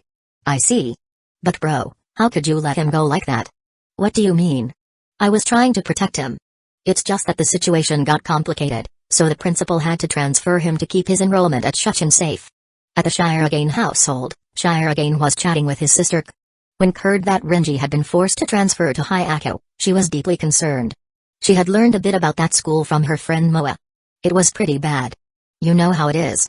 The students at Shuchin are all rich kids. If they face even a little trouble, their parents come running to the school. Your brother Rinji got into trouble with some students, and their parents made a big fuss. Shirogane said with a hopeless tone. But lately, those parents have quieted down. That's why Rinji was able to come back early.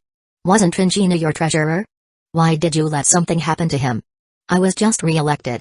Back then, he wasn't under me yet. Shirogane explained, though his eyes showed a trace of melancholy. To be honest, sometimes I really don't understand what Rinji is thinking. I thought we were friends, so we should be able to understand each other. But even now, he's still so hard to read. Is that so? At that moment, Ker called something Rinji had once told her when he was staying in their run-down house. Back then, Rinji always gave off an aura that didn't match the people around him. She realized she never truly tried to understand him. Big bro. Do you trust Rinji? Cast. Of course I do. That's enough. Smiled. Chapter 297, Outsider Rinji-kun, what you've been doing these past few days is really over the line. Rinji. Standing in front of Rinji was Jabami Yumko with puffed cheeks. It's because of what you did at school that no one wanted to gamble with me before the election started. Not my problem. Yumko was a girl addicted to gambling, the kind who couldn't stand a day without it. Even though she had been set up by the student council and fell into debt, becoming a house pet. Yumko had never felt more thrilled and excited. In her eyes, gambles with real stakes and consequences were the most exhilarating. But just when she was enjoying being part of Hayaka Private Academy, where gambling reigned supreme, Rinji's arrival shattered that joy. Until the election began, the school's gambling spirit was dampened by Rinji's maneuvers in the anti-gambling club, leaving Yumko with almost no one willing to gamble with her. First, her status as a house pet raised suspicions that she was associated with the anti-gambling club. Her eagerness to gamble only made others wary. As a result, Yumko hadn't gambled in nearly 2 weeks. Why not use this opportunity to quit gambling? No way. Gambling's way too fun. Fun, huh? Then when are you going to pay back the money you owe me? Rinji asked bluntly. If you don't pay up, I'll have to sell you and your bedridden sister. You're a heartless man. But fine, it's because you're heartless that gambling gets even more interesting. Yumko grinned and pulled a bankbook from her pocket. It showed a balance of 1 billion yen. When did you get this much? Weren't you in debt by 300 million before? Thanks to this election. Once students were allowed to gamble using votes, some even started using cash. Even though I'm a house pet, I still had 1 vote as a student of Hayako. Bit by bit. You bled them dry, huh? Not bad. Rinji realized he had underestimated Yumko. He thought she was just a brain-dead gambling addict, but she actually had some skill. I'll transfer the money to you. Now then. Yumko's face flushed, her tone brimming with excitement. Let's gamble again. I refuse. I'm not in the mood to play with you. Just pay me back. Whether you live or die has nothing to do with me. That's cold. Shut up. If I hadn't created the anti-gambling club to challenge Kairari Momobami, someone like you would have been eliminated first. He said this, glancing at the vote in Yumko's hand. How many votes do you have now? 13. Why? Interested in gambling with me? Nope. Rinji pulled out a sack of votes and waved it in front of Yumko. I have 170 votes. And I have no intention of becoming student council president. Indeed, Rinji never planned to become president. His reason for collecting votes was simply to let the anti-gambling club interfere in the election. Not only did Rinji hold 170 votes, but Mani Yuda also won 90 more today. Together, their 260 votes surpassed Kairari's total. Adding to that, Rinji had caused an entire class to withdraw, meaning those 260 votes now approached a majority. In other words, if Mani Yuda deliberately handed over his votes to Rinji, Rinji would be the next president. But Rinji had no such desire. He didn't care who sat in that seat. His goal was merely to pressure Kairari Momobami. However, just because Rinji didn't want to become president didn't mean others knew his intentions. What should we do in this situation? Terano, given the current situation, it looks like Takuman Rinji is going to win the election. The next head of the Momobami clan won't even be one of our own, or even Japanese. Members of the Momobami clan were gathered in a hall, discussing their next move. Each family had sent representatives with real strength. At a level far beyond that of ordinary students. In this election, several of them had already secured a large number of votes through consistent wins. Though they weren't united. Their top priority being their own claim to the clan head position, constantly scheming against each other. Rinji's sudden rise had completely blindsided them. It wasn't that they underestimated his strength. They simply didn't expect him to be interested in the position at all. Despite that, Terano remained perfectly calm. Don't worry.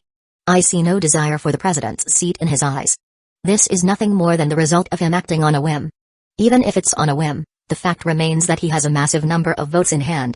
The always squinting boy, Abami Rin, frowned as he spoke. According to their intelligence, both Yuta and Takuman Renji belonged to the anti-gambling club. Meaning, their votes could essentially be counted as one. Right now, some votes are with Kairari, and the rest are with Takuman Renji. Together, they account for 80% of the school's total votes. Even if we seized every remaining student vote, the presidency would still be out of our reach. I know what you're trying to say. Terano interrupted Rin before he could finish. Even if we challenge Kairari to a gamble, we must never go after Takuman Renji. That's the most rational decision I can make. If we're not going after him, then we just need to target that guy named Yuta. Beside them, the black-haired girl with eyeshadow, Inbami Mayo, spoke with a smile. He's one of Takuman Renji's people. If we move against him, then someone has to do it. Mayo's smile vanished, her face darkening. You know full well, the head of the clan must never fall into Kairari's hands. Much less be handed over to an outsider. Chapter 298, What is a King Ha? Leaning against a school building wall, Renji closed his eyes and exhaled a smoke ring. In the background, Rana Yamazuki's voice narrated the gamble on the outdoor screen. It seemed 2/3 of the students had already exited. Although Renji had racked up a decent number of chips, most of his wins came from a few students who held large vote shares. The majority had been defeated by the Momobami clan members. The Momobami clan wasn't to be underestimated. While Renji didn't take them seriously, they were undeniably more powerful than ordinary students confined to the school. Momobami clan is also known as 100 devouring families. Came to think of it, every family in the Momobami clan has the character Bami in their name. That means Jabami Yumko is likely one of them too. Renji chuckled, flicked his cigarette to the ground, and stamped it out. A whole clan of gambling addicts, huh? President Renji. Renji turned at the voice and saw Yuta approaching, accompanied by a girl. Renji had seen this girl before in the student council office. A trendy, stylish type. If he remembered right. Who are you? He honestly couldn't recall. I'm Itsuki Sumeragi. Your memory is terrible. The girl snapped. Don't get me wrong. I never bothered remembering your name. My memory's fine. What did you say? Calm down. Yuta patted Itsuki's head. Humphrey. It worked. Itsuki merely snorted and shot a hostile glare at Renji. Sorry, President Renji. Itsuki joined me during the election. She helped me win a lot of chips. I see. I really don't get why Yuta-senpai would work with someone like you. Itsuki said bluntly. You rule this school with violence and fear. You almost disfigured him last time. She truly couldn't understand why Yuta would work under someone who once injured him. It just means he's smarter than you, dumb woman. What did you say? Enough. Don't argue with the president. Why are you siding with him? Itsuki looked at Yuta with a face full of grievance. Renji ignored her and said to Yuta, heard you've been winning a lot. You're ranked 4th now, right? Yes, thanks to Itsuki's help, I've won 95 votes. That's so. With my 170 plus, you could become student council president. Yes. But is that really okay? Yuta looked a little hesitant. I believe you're more suited than me for the position of president. Ever since I joined the anti-gambling club, I could tell that your abilities and mindset far surpass mine. Yuta hadn't joined the club just to follow someone destined to win. More than that, he wanted to learn from Renji. Gain something useful from him to improve himself. He believed he still had a lot to learn. Becoming president would indeed give him power, but to consolidate that power, one needed the skills someone like Renji possessed. He truly believed Renji was more suited to be president than himself. Aren't you the one who wants to become a king? How can you back out now? I just feel that I'm not ready to be a king yet, said Yuta. President, you have the potential to be king. I think it's more fitting for you. I told you before. I'm the treasurer of Shuchin Academy. I won't be participating in anything related to the Hayaka Student Council, including becoming president. Renji said with a smile. And even if I had the chance to become king, I wouldn't take it. Why not? The crown on one's head lowers your line of sight. Being king, to me, is more of a burden than a privilege. It limits my vision. Is that so? In that moment, Yuta seemed to understand something. To him, becoming a king had always been necessary. His father had instilled that belief. If he didn't become king, he had no worth. But that goal had always been forced on him. He hadn't even seen the world clearly yet, and he was already chasing a vague, unreachable ideal. And once he became king, then what? Would he spend his life guarding his little castle? His perspective wasn't broad at all. President, can I ask you something? What is it? Can I transfer to Shuchin Academy? Huh? Itsuki, stunned at first, cried out right after. Senpai's transferring? Is this a joke? Have you forgotten your dream of becoming king?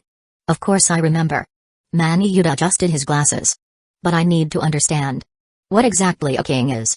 To broaden his vision, he needed to stay near Rinji, not rule a tiny domain alone. Up to you. Where you transfer is your choice. Rinji replied with a smile. Thank you very much. With his decision made, Maniyuda smiled and turned to leave. Wait. Itsuki shot a glare at Rinji, then chased after Maniyuda. But as he walked down the hall, Maniyuda suddenly stopped. Two people stood in his path. A tall and a short girl. One with long black hair, the other with a bun hairstyle. Both wore eyeshadow. They were Inbami Mayo and Yabami Miri. Members of the Momobami clan. You're Maniyuda, right? Mayo asked with a smile. Yes. What do you want? I want to gamble with you. For the votes in your hand. To be honest, Maniyuda had long lost interest in the student council election. His goal was no longer the presidency. But since someone came to challenge him, he had no reason to avoid it. This will be my final duel at Hyaka Private Academy. With that thought, he pushed up his glasses, the lenses flashing ominously. Very well. If you want my votes, come and take them. Momobami clan. Good. Mayo smiled and extended her hand for a handshake. Maniyuda didn't think much and extended his hand as well. But no one noticed the sharp needle emerging from Mayo's index finger. Chapter 299, The Arrival of Shirogane Miyuki. They shook hands briefly. Aside from a slight itch on his hand, Maniyuda felt nothing unusual. Alright, let's go. Any classroom will do for our gamble. Sure. Wait, senpai, I also. Itsuki tried to follow but was stopped by Maniyuda. Sumeragi, thank you for everything. But I'll walk this path alone. He smiled. This should be my final opponent at Hyako. What is this? You said we'd chase the dream of being king together. Senpai, you're so unfair, trying to run off alone. Her resentful voice was low, but Maniyuda heard it. He patted her head and smiled. This is my choice. I wanted to be king because of my family's influence. But you're different. You told me yourself. You want to be president out of your own desire. So you're giving up your dream? I'm not giving it up. I just want to see the outside world. Maybe I'll find a new dream. With that, he started walking away with the two girls. Wait. It was Rinji who stopped him. He stepped forward and grabbed Maniyuda's hand, staring at his palm. What's wrong? Maniyuda was confused by Rinji's sudden action. Rinji didn't answer. He had spotted a small, barely noticeable pinprick on the back of Maniyuda's hand. Am I just being paranoid? What is it, President? Nothing. Are you feeling unwell? Not at all. Maniyuda shook his head. I feel great. I see. Still uneasy, Rinji patted his shoulder. I'll go with you. What? Not just Maniyuda. Even Mayo and Miri, walking ahead, froze for a moment. Rinji was planning to join their gamble. Why? Could it be? He'd already figured it out? Takuman-san. Mayo said in the most pleasant tone she could muster, this match is only for Maniyuda. If you want to participate. Is there a problem? Well. Rinji walked right up to her. You just poisoned him, didn't you? Huh? Maniyuda instantly recalled Rinji checking his hand earlier and lifted his own to examine it. Finally, he spotted the tiny needle puncture. It was extremely fine, just under the surface. No wonder he hadn't noticed at first. The needle must have been inserted during their handshake. I've looked into the Momobami clan. The Inbami and Yabami branches specialize in pharmaceuticals. Your family, Inbami, focuses on poisons, right? Rinji said. Of course, poison is just a matter of dosage. But it's your specialty. Mayo clenched her teeth. She knew she'd been exposed. She'd been extremely cautious. The needle was hidden in her finger. Even Maniyuda hadn't noticed. How had Rinji? Rinji hadn't seen the needle. But with years of sniper experience in war zones, he'd developed a talent for reading small movements. Like Mayo subtly curling her finger during the handshake. And recalling how she'd defeated Nishinoto in Yuriko, who collapsed in agony at the end, Rinji had already been suspicious. Poisoning someone in front of me. You've got guts. His pupils turned red. The murderous intent in his eyes made Mayo and Miri tremble. Only now did Mayo remember Totobami Terano's warning, don't get involved with Takuman Rinji. She had to become family head. She was willing to risk everything for that. But right now, she was staring at certain death. I was wrong. I'll hand over the antidote. Too late. Anyone who challenges me has to be eliminated. Rinji said coldly, glancing at Miri beside her. She's with you, right? No, she's not involved. Shut up, you filthy worm. Rinji cut her off. I'll decide that. What do you want? Cold sweat ran down Mayo's forehead. She was completely trapped. You like these little tricks, right? I'll give you one last chance. Rinji's smile twisted. It's the final day anyway. I'll play along. Use any trick you like. If you win, I'll give you all my votes. And if I lose? Then you and that little girl can go to hell. So this is the prestigious Hyaka Private Academy? Standing at the front gate of Hyaka Academy, Shirogane Miyuki, dressed in the Shuchin school uniform, couldn't help but admire the buildings inside.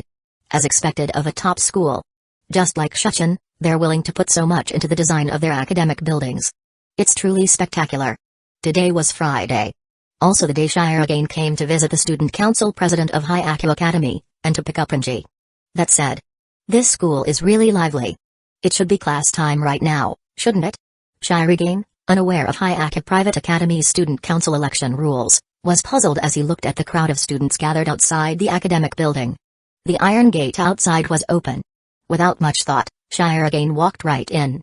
Excuse me, could you tell me where your student council president is? As he asked, the nearby students noticed him too. Upon seeing his black school uniform and golden hair, all the students froze in terror and then scattered in panic, as if fleeing from a natural disaster. Shirogane? Chapter 300, this person might be even scarier. In a vacant room sat a round table. 3 chairs were placed around it. Sitting in them were Inbami Mayo, Yabami Miri, and Rinji. Iron chains were tied around their waists, and explosives were attached to the underside of each chair. In front of each of them was a single button. Let's settle this with a round of poker.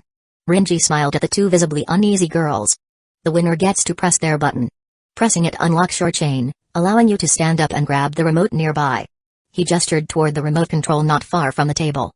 It had 3 switches, each corresponding to the bomb under one of the chairs. If you want to live, you'd better win. And activate the bomb under my chair. Playing with lives like this. Is that even allowed in this school? Mayo asked grimly. Whether it's allowed doesn't matter anymore. It's not like poisoning your opponent was ever officially approved either, right? Mayo realized what a dangerous person she was dealing with. Rinji's terror didn't just stem from the forces backing him. It was his absolute ruthlessness when it came to taking lives. But if she didn't defeat him, she couldn't win the election or become the clan head. She looked toward Miri, who also looked tense. I have a reason to become the clan head. Even if it costs me my life. She not only had to survive, she also had to seize Rinji's votes. Fine. Mayo forced herself to calm down, her eyes sharpening as she looked at Rinji. Let's begin. Good. That's the resolve I like. Let me see what kind of face you make just before death. Rinji grinned viciously. He turned to Rana, a member of the election committee. I'll leave the dealing to you, Rana-san. Sure. It wasn't her first time overseeing a death match. Rana showed no discomfort and began dealing cards to the 3 of them. And so, the life or death match officially begins. There sure are a lot of students here. Rinji mentioned something about a student council election. So that means the president hasn't been chosen yet, huh? Shirogane Miyuki scratched the back of his head. Since there was no current student council president, all he had to do was pick up Rinji and leave. Or so he thought. The problem was, he had no idea where Rinji was. He'd planned to ask a student, but everyone fled the moment they saw him. Even when he tried to call out, they had already vanished without a trace. TCH, what's with this school? Excuse me. A girl's voice came from behind. Shirogane turned around. Standing there was a girl in a kimono, her long black hair straight and smooth. It was Nishinoto in Yuriko. She had just recovered from being poisoned by Mayo and had come out after hearing from her clubmates that a golden-haired student in a black uniform was wandering the campus. Though the uniform and hair color matched, Yuriko recognized that he wasn't Rinji but someone else. Hello, classmate. Though he had no idea why she was wearing a kimono, Shirogane was simply relieved to finally find someone willing to talk to him. Hi. Are you a student from Shuchin Academy? Yuriko asked cautiously. Yeah, I'm here to pick up a classmate. The one you're referring to. Is it Takuman Rinji? Yes, that's him. Shirogane smiled. Our principal said he could return to school early, so I came to get him. Ah, that's wonderful news. Yuriko's face lit up with joy. That demon Rinji was finally leaving. It was good news for the entire school. And may I ask your name? She asked politely. Oh, I'm Shirogane Miyuki. And you are? I'm Nishinoto in Yuriko, head of the Traditional Culture Club. Also. Halfway through her sentence, Yuriko paused, sensing something was off. Shirogane Miyuki? That name sounded familiar. Can I ask something? Sure. Are you the student council president of Shuchin? Yes. Shirogane nodded. Yuriko's smile vanished. She began trembling uncontrollably. Now she remembered.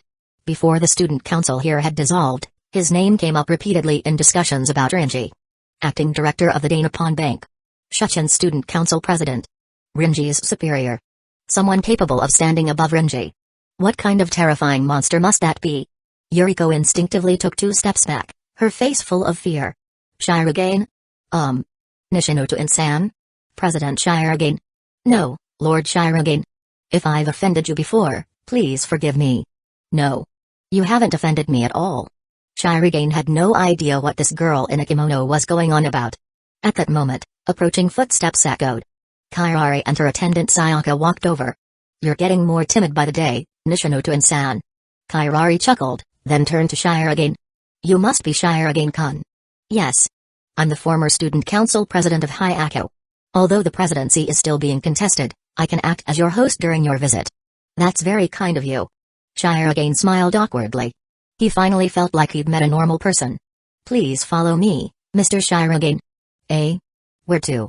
To see your student council treasurer. Rinji is currently in a gambling match. Kairari smiled. And maybe. Place a bet yourself. Chapter 301, Shirogane Miyuki bets his life. Rinji held nearly 200 votes, while Mayo and Miri had just 50 combined. At Hyako, possessing more than 10 votes already meant you were a powerhouse. The 2 girls, hailing from the 100 devouring families, certainly had the strength to dominate regular students. Yet in Rinji's eyes, they were still weak. Mayo was conflicted. She hadn't wanted things to escalate this far. To her, gambling was dull. In the end, the key to victory was sheer force. Absolute violence. That belief was what led her to use poison as her means of dominance. But when it came to violence, she couldn't even match a single finger of Rinji. The blood on his hands, earned through countless battles and corpses, was far beyond her comprehension. Violence won't work. Even poison would only bring his people down on me. My only hope is to win his votes through this gamble. She exchanged a look with Miri. Miri immediately understood and nodded before checking her whole card. Because of their family circumstances, the 2 had grown up separately. To hide their bond from adults, they had trained themselves to communicate wordlessly, to live openly together one day. I must become the clan head. Fueled by this determination, Mayo joined the election. She had to win. She looked at Rinji, whose faint smile never left his face. To win, she had to defeat this demon. If she couldn't, she might as well be dead. You exchanged glances with that girl just now, didn't you? Rinji said with a grin. What? Doesn't matter. Plot all you want. I can figure it out just by observing. He said. Use any tricks you like. Even poison is fine. I won't do that anymore. Whether you do or don't is irrelevant to me. I don't trust you anyway. Rinji replied. In broad daylight, the most blinding thing isn't the sun. It's the human heart. The only people I trust are very few. Unfortunately, you're not among them. TCH. Mayo clicked her tongue and looked down at her whole card. They had one advantage. Only one of them needed to win for a complete victory. She and Miri had already exchanged card information through subtle glances. In terms of intel, they had the upper hand. So all they had to do next. Thud.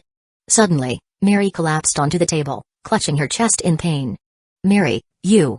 Mayo dropped her cards in panic. When she saw Miri's expression, she froze. Familiar symptoms, right? That's the same poison you used on Yuriko. What? This isn't. Mitsu looked at Rinji in disbelief, who sneered. I figured out what poison you used the moment I got the antidote from you. You poisoned her? I never said I poisoned anyone. Rinji said with a smile. But you're tied to a chair now. Even if you had the antidote, you wouldn't be able to give it to that girl. Mayo never imagined that Rinji would resort to such methods. Even if she threw the antidote to Miri now, Miri wouldn't have the strength to take it.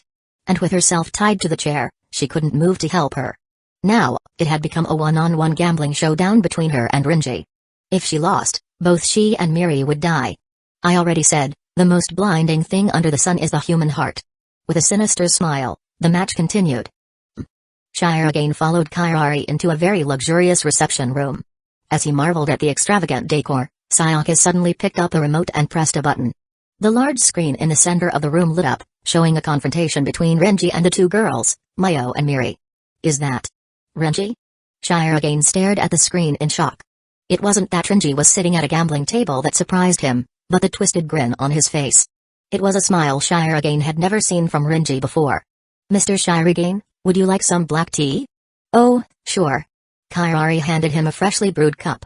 Momobami-san, did you bring me here just to watch Renji gamble? Yes. This has to do with our wager. I never agreed to any wager. Shirogane frowned. What are you betting on? Whether he wins or loses? Not that. Renji's victory is certain. Those two are no match for him. Kairi gave a small laugh, then her expression sharpened. I'm betting on whether Renji will kill someone. What? Shirogane stared at her in disbelief. Are you joking? Renji would never. Do you really understand your treasurer? Do you know what he is truly like? Well, truthfully, Shirogane didn't. There were times when he felt completely lost, realizing he knew nothing about the friend he'd always trusted. I believe Renji is more suited for Hyaku Academy than Shuchen. Here, he doesn't need to suppress his true nature. At Shuchen, he's forced to hide it. Placing down her tea, Kairi sat with her legs crossed and smiled at the conflicted Shirogane. Want to bet with me? If you win, I'll pay you 5 billion yen. And if I lose? Then Renji will stay at this school. How about it? Shirogane lowered his head, then looked up again at the twisted smile on Renji's face on the screen. He realized he'd never really tried to understand him. Clenching his fists, he muttered, Renji. President, the mask of a normal person isn't something you can wear at will. I'm still a ruthless person at heart. Even if I manage to pretend for a while, the truth will eventually show. Renji, I should have. But at least in the student council, you won't see that cruel side of me. If you trust me, then I'll trust you too. President, do you believe in me? Shirogane slowly unclenched his fists. His eyes met Kairi's without a trace of confusion. I'll take the bet. Oh? So you do understand him? Not at all. But I trust him. Is that so? Kairi smiled. But you should know, if you lose. I won't bet on whether Renji stays or goes. That's his decision. Then what are you betting? My life. Chapter 302, this is about trust. You want to bet your life? Shirogane's sudden declaration left Kairi, who was calm even in front of Renji, momentarily stunned. But Shirogane remained composed. I don't like gambling, so I'm not here to bet with you. Huh? I'm staking my life as a guarantee. Renji won't kill anyone. You're really confident, aren't you? Kairi smiled. You don't even know him well, yet you're making such bold claims. Should I say, as expected from the president of Shuchen? Unlike ordinary students who might be awed by Renji's presence or Shirogane's former title as acting president of the Dainapon Bank, Kairi wasn't the type to make assumptions based on background. From the moment she brought Renji to Hyaku Academy, she had investigated every member of the student council. A toy company's second son, a former cabinet minister's great-granddaughter, the daughter of a Supreme Court judge, the eldest daughter of the Shinomiya family, and finally, Shirogane Miyuki. Shirogane had the weakest background among them. In fact, his family had lived in poverty for as long as records showed. He came from the lowest rungs of society. His rise to acting bank president was entirely due to Renji's support. Contrary to popular belief, he wasn't all that mysterious. Shirogane was just an ordinary student. And yet, this ordinary student dared to stake his life against her, all for someone he didn't truly understand. To Kairi, this was recklessness without cause. You're risking your life with no proof? Are you unafraid of death, or do you think I won't dare take it? Truthfully, Kairi wouldn't dare. Killing Shirogane would bring consequences she could already foresee. Ones involving Renji. Momobami-san, have you ever heard of trust? Of course. She replied with a smile, pulling Sayaka close for a hug.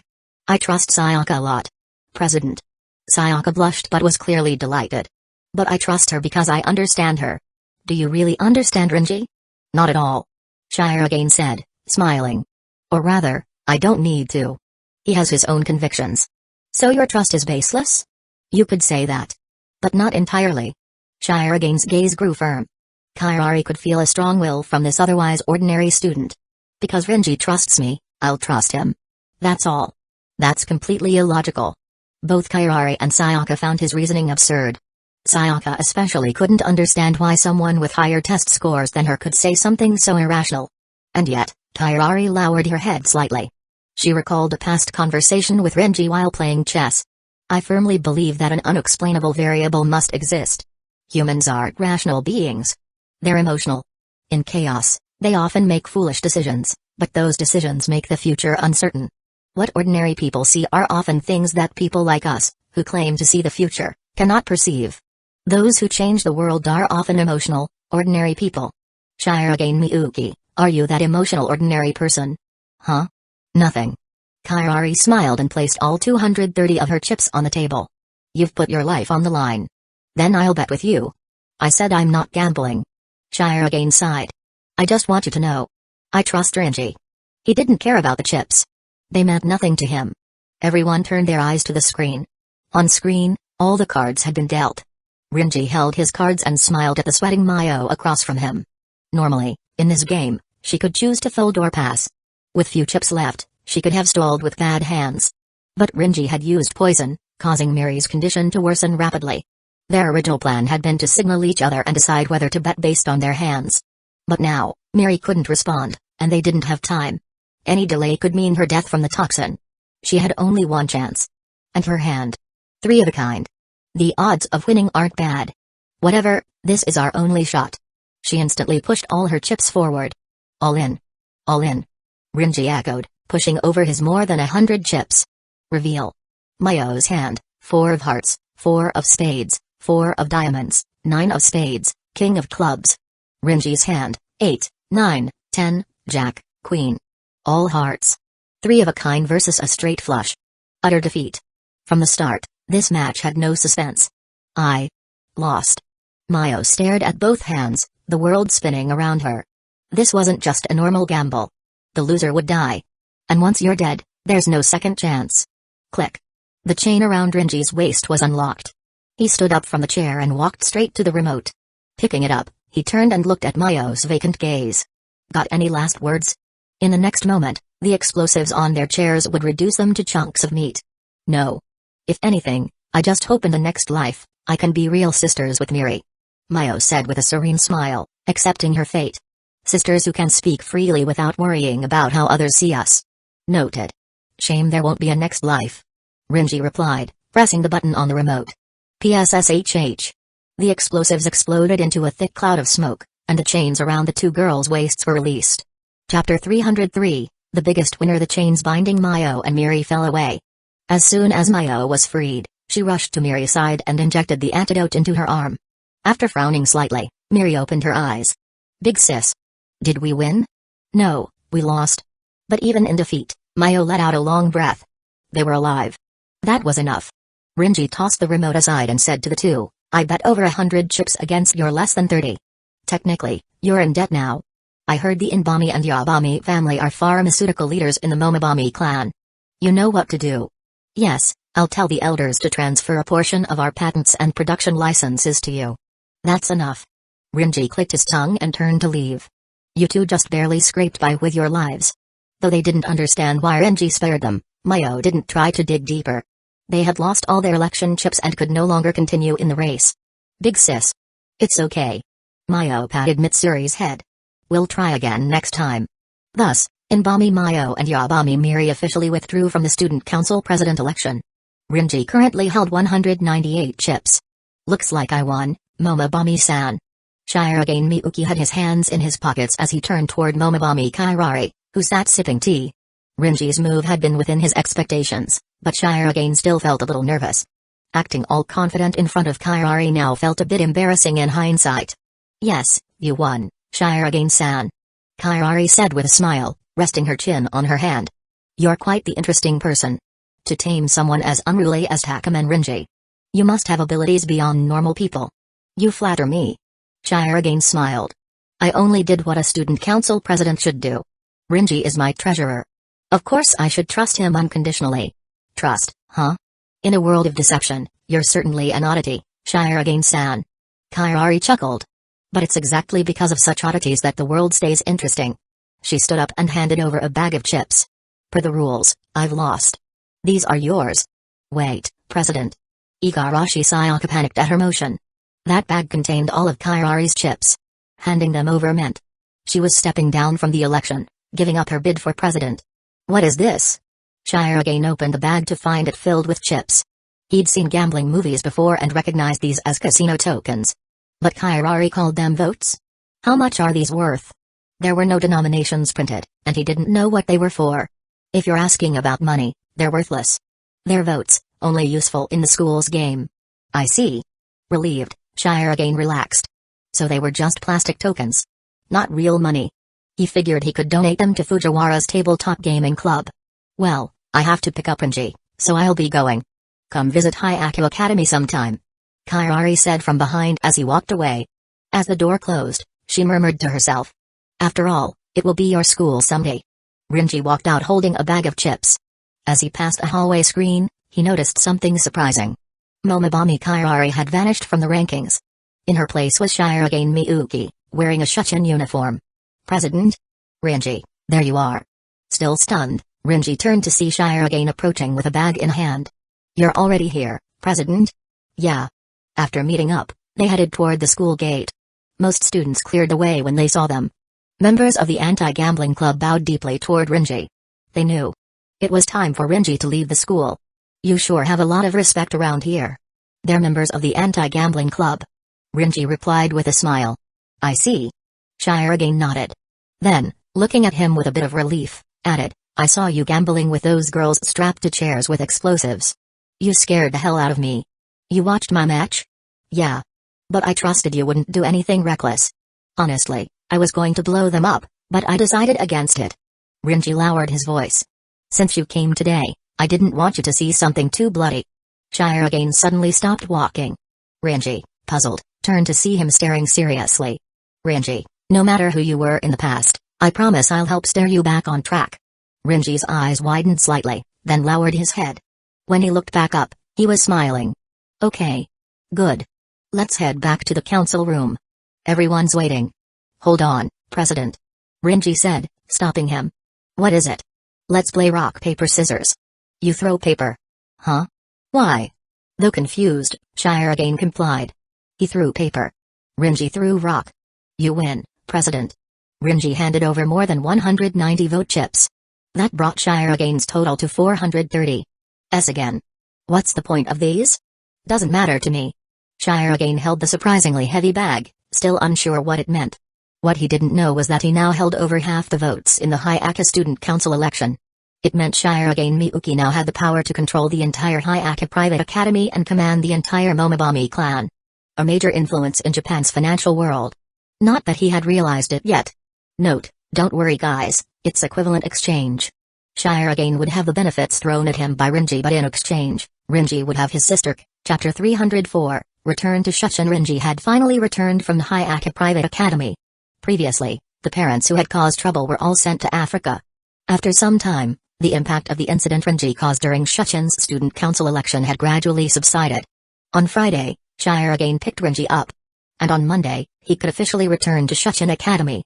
Today was Monday. Inside the student council office, Shirogane played with the chips he had gotten from Momobami Kairi and Renji. To him, these were just plastic tokens. Putting the chips back into the bag, he looked toward Ishigami Yu and Macho. Ishigami, Ino, did Renji come to class today? Hearing the question, Ishigami and Ino glanced at each other. Renji came to class today. Ino replied. Aren't you and Renji from the same apartment, President? Didn't you come to school together? No.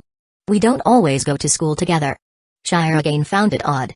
Renji usually showed up on time to the student council room. But today, during the lunch break, everyone else had arrived. Except him. Click. Just then, the office door opened. Renji walked in, eyes shadowed by fatigue. Under the puzzled gazes of the student council members, Renji silently made his way to the sofa, collapsed onto it, and wordlessly unwrapped a red bean bun. With a blank expression, he took a bite. What's wrong with Renji-kun? Fujiwara whispered to Shirogane. Did he lose badly at Hyaku Academy? That's impossible. When I picked him up Friday, he was perfectly fine. Shirogane was equally unsure about Renji's condition today. Maybe he lost a match. Fujiwara whispered again, and someone took an embarrassing photo of him. And then it got uploaded online over the weekend. I think you're just making things up. Ishigami cut in. Do you really think someone like Renji could be caught in an embarrassing photo? Like in a dress? Please elaborate. Ishigami was suddenly very interested. Alright, stop guessing. Just ask him directly. Shirogane stood up, walked over, and leaned down toward the visibly out of it Renji. Renji. Did something happen? President. Renji looked up slightly at Shirogane before dropping his head again. Nothing major.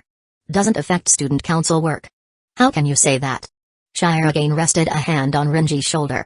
Helping students is part of the council's job. If something's wrong, talk to us. Hearing that, Renji looked up again. Seeing the genuine concern on everyone's faces, he let out a sigh. It's just. Sometimes, I really can't understand what my girlfriend is thinking. Your girlfriend?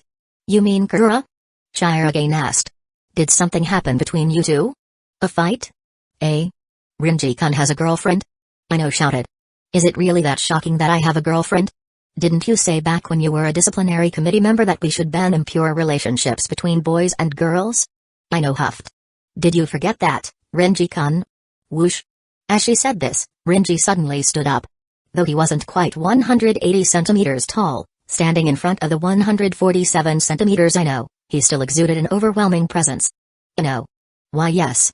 He loomed over her, casting a shadow that made her tremble slightly. We've been dating for almost half a year and haven't done anything. Is that still not pure? And I'm not exactly popular with girls. If I miss this chance and die alone, will you take responsibility? You. Kak the once righteous Ino shrank back like a scared hamster, hiding behind Fujiwara. Ino might go. Defeated. Renji sat back down and addressed the confused group. This happened yesterday. Yesterday. Renji, it's been so long. Yeah, long time no see. Renji hugged Karura, who had thrown herself into his arms, gently stroking her black hair. Because of his transfer to Hyako, the prep time had kept him busy, and it had already been 2 weeks since he'd last seen her. After letting go of Karura, Renji looked toward another woman standing at the door and sighed. So. Why are you here, Fujui?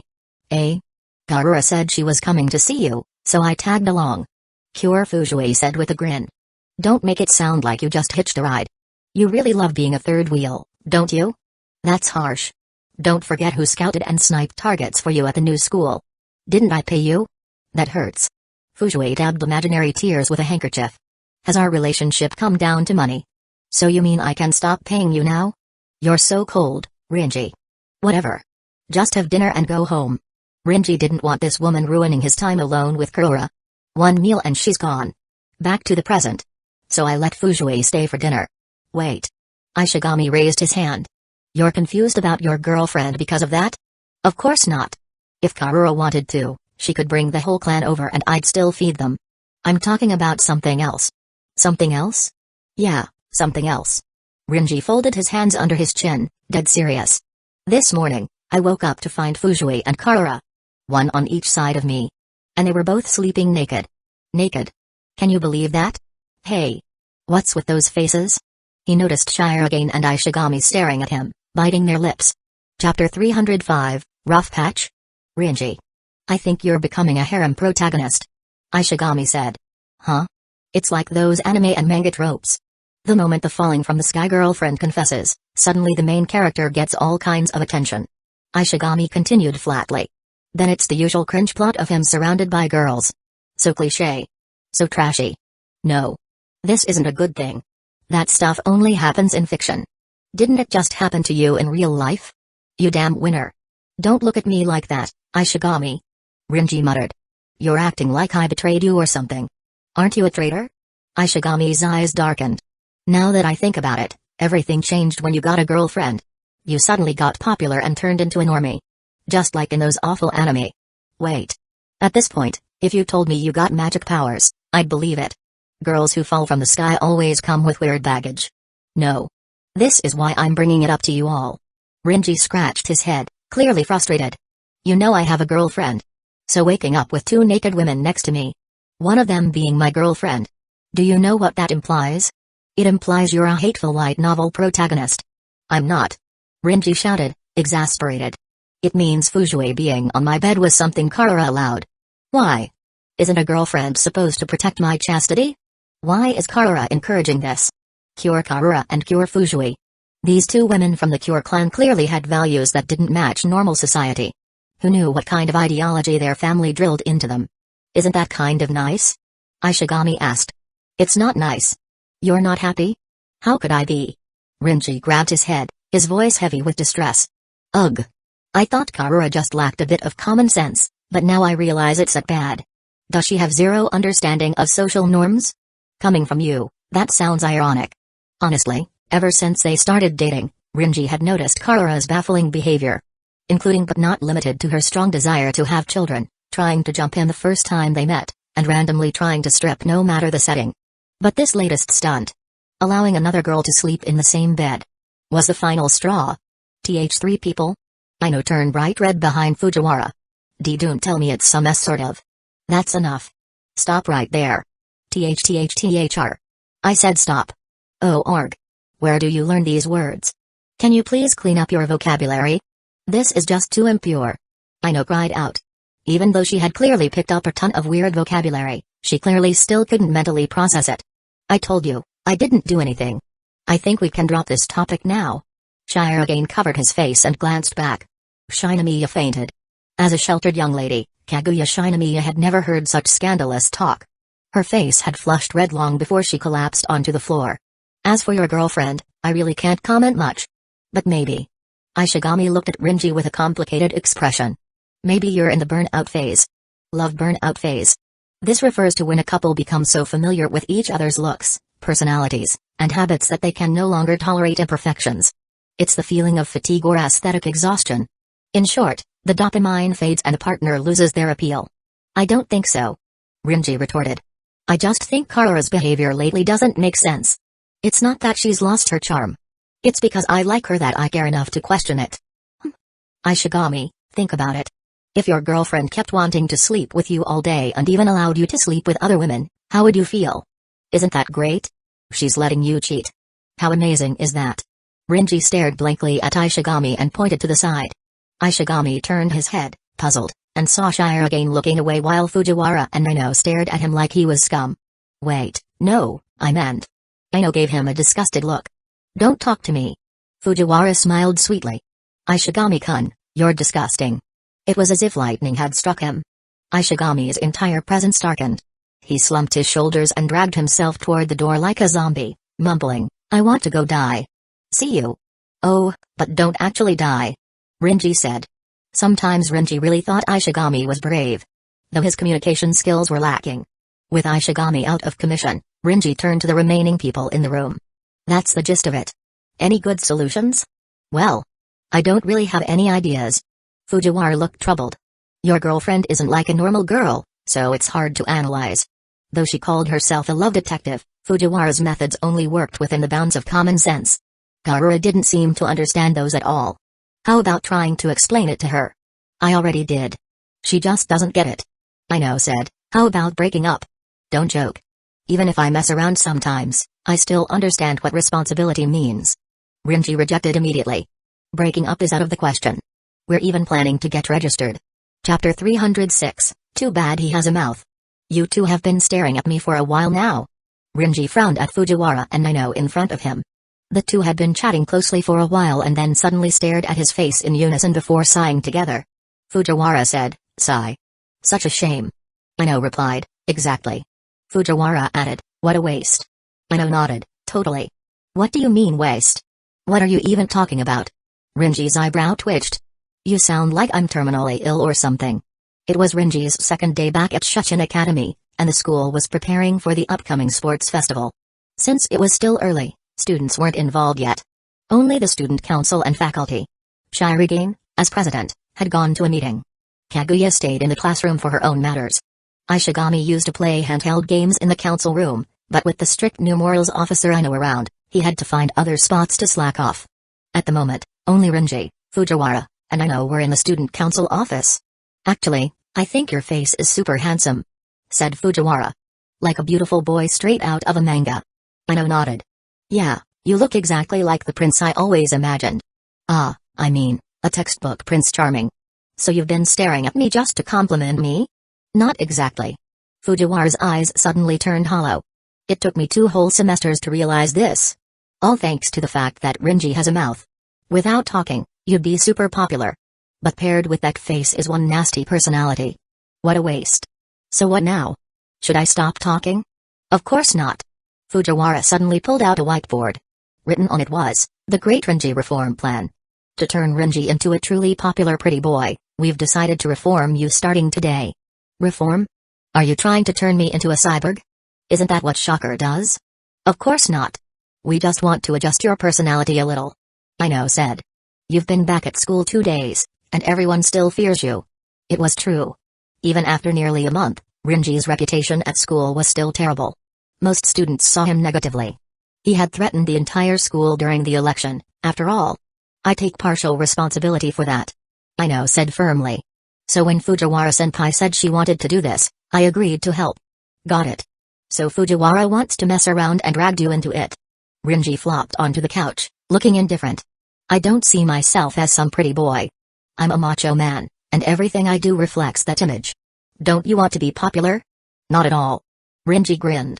I only wanted popularity to get a girlfriend. Now that I have one, I don't care anymore. Huh, and you two almost broke up just the other day. Shut it. Garura and I are doing great. Rinji said. Besides, this is who I really am. I don't want to fake being polite. I can see that. Rinji, you've lost all social awareness. Fujiwara sighed and sat next to him. But this is really the only way to improve your reputation. We're not asking for a total personality shift. Just some light tweaking. Tweaking? Exactly. Fujiwara flipped the board around to reveal a list of tasks. No swearing, participate in community service to improve your image. I can do the community service, but the first one. Is not swearing really that hard for you? You don't get it. That's just how I say hello. Then how about just one day? One day without swearing. I guess that's doable. Click. The student council door burst open. Tanuma Tsubasa, with dyed hair and earrings, barged in and looked around like he was searching for someone. Huh? Where's the president? Rinji said, knock before you enter, you fucking nig. Fujiwara Chika and Aino Maiko. You little classmate. Watch your manners next time. Ah. Sorry. I'll be more careful next time. Tanuma scratched the back of his head and sat across from Rinji. He looked like something was really bothering him. Is there something you need, Tanuma? Yes. I was actually looking for President Shirogane, but I think you might be able to help too, Rinji. Tanuma looked a bit desperate. Oh? Let's hear it. Well. He suddenly lowered his head. I think I had a fight with my girlfriend. Rinji, good for you. I know, break up while you still can. A student's main focus should be studying. Fujiwara, wait. He came here to ask for advice. Right, go ahead, Tanuma. Okay. Rinji, you're the only guy in the student council with a girlfriend. I thought maybe you'd understand. Have you ever argued with your girlfriend? Nope. Huh? What about when she randomly gets mad? Never. What about when she gets moody? Still nope. What? Tanuma stood up in shock. Is your girlfriend even human? What the hell did you just say, you gay-ass looking wannabe thug motherfucker? Wanna say that again? Fujiwara and I know. I deeply regret your situation. So how can I help? Tanuma. Is Rinji not here today? So not swearing really makes that big a difference, huh? Chapter 307, there's no escaping persecution, so you made your girlfriend mad, huh? Then let the love detective help you. I really don't think you're reliable for this kind of thing, Secretary Fujiwara. Seeing Fujiwara light up at the mention of love talk, clearly about to get carried away again, Rinji didn't have much hope. He turned to Aino Maiko. Hey, someone's openly talking about romance here. As the morals officer, aren't you supposed to stop this? But Fujiwara-senpai didn't do anything wrong. I'm not asking you to stop the secretary. I'm telling you to bring this guy, Tanuma, to justice. No. As morals officers we need evidence. He hasn't done anything overly intimate with his girlfriend, so I can't punish him. That's really inconvenient. Rinji shifted his gaze back from Aino to Tanuma Tsubasa. The first time he met Tanuma was last semester. Back then, Tanuma was shy and timid. Ever since he started dating, he'd gotten full of himself. Thankfully, even his girlfriend had gotten mad at him today. So what exactly made her mad? A lot of things. Tanuma looked troubled. Like how she always asks me, do you know why I'm mad? That line was probably every boyfriend's worst nightmare. Only second to let's break up. And usually, when a guy hears it, he has no idea what he did wrong. How the hell is anyone supposed to know? If you don't say it clearly, how can anyone guess? You'd need to be a psychic. Have you ever encountered this, Rinji? Ah, right, your girlfriend never gets mad at you. Calm down, isn't Secretary Fujiwara helping you? Just ask her instead. Rinji said. Right, Fujiwara? This kind of situation. Fujiwara fell into deep thought. Never mind that she wasn't your typical girl. Even regular girls would find it hard to diagnose based on so little information. When a girl asks that question, it's usually because she wants her frustration at the time to be understood and empathized with. I haven't been in that situation myself, but we can look for examples. Other couples or married people. Rinji suggested. But I don't know any other couples. Then look to your own parents. Think back. Has your mom ever asked your dad something like that? Rinji leaned on his hand, looking bored. Like my mom and dad, they... What is it? Nothing, it's just... Now that I think about it, they've never fought. Not once. Weird, considering my dumbass dad's face should piss anyone off. You really have no hesitation dissing your dad, huh? Fujiwara sighed. Honestly, rather than asking the student council,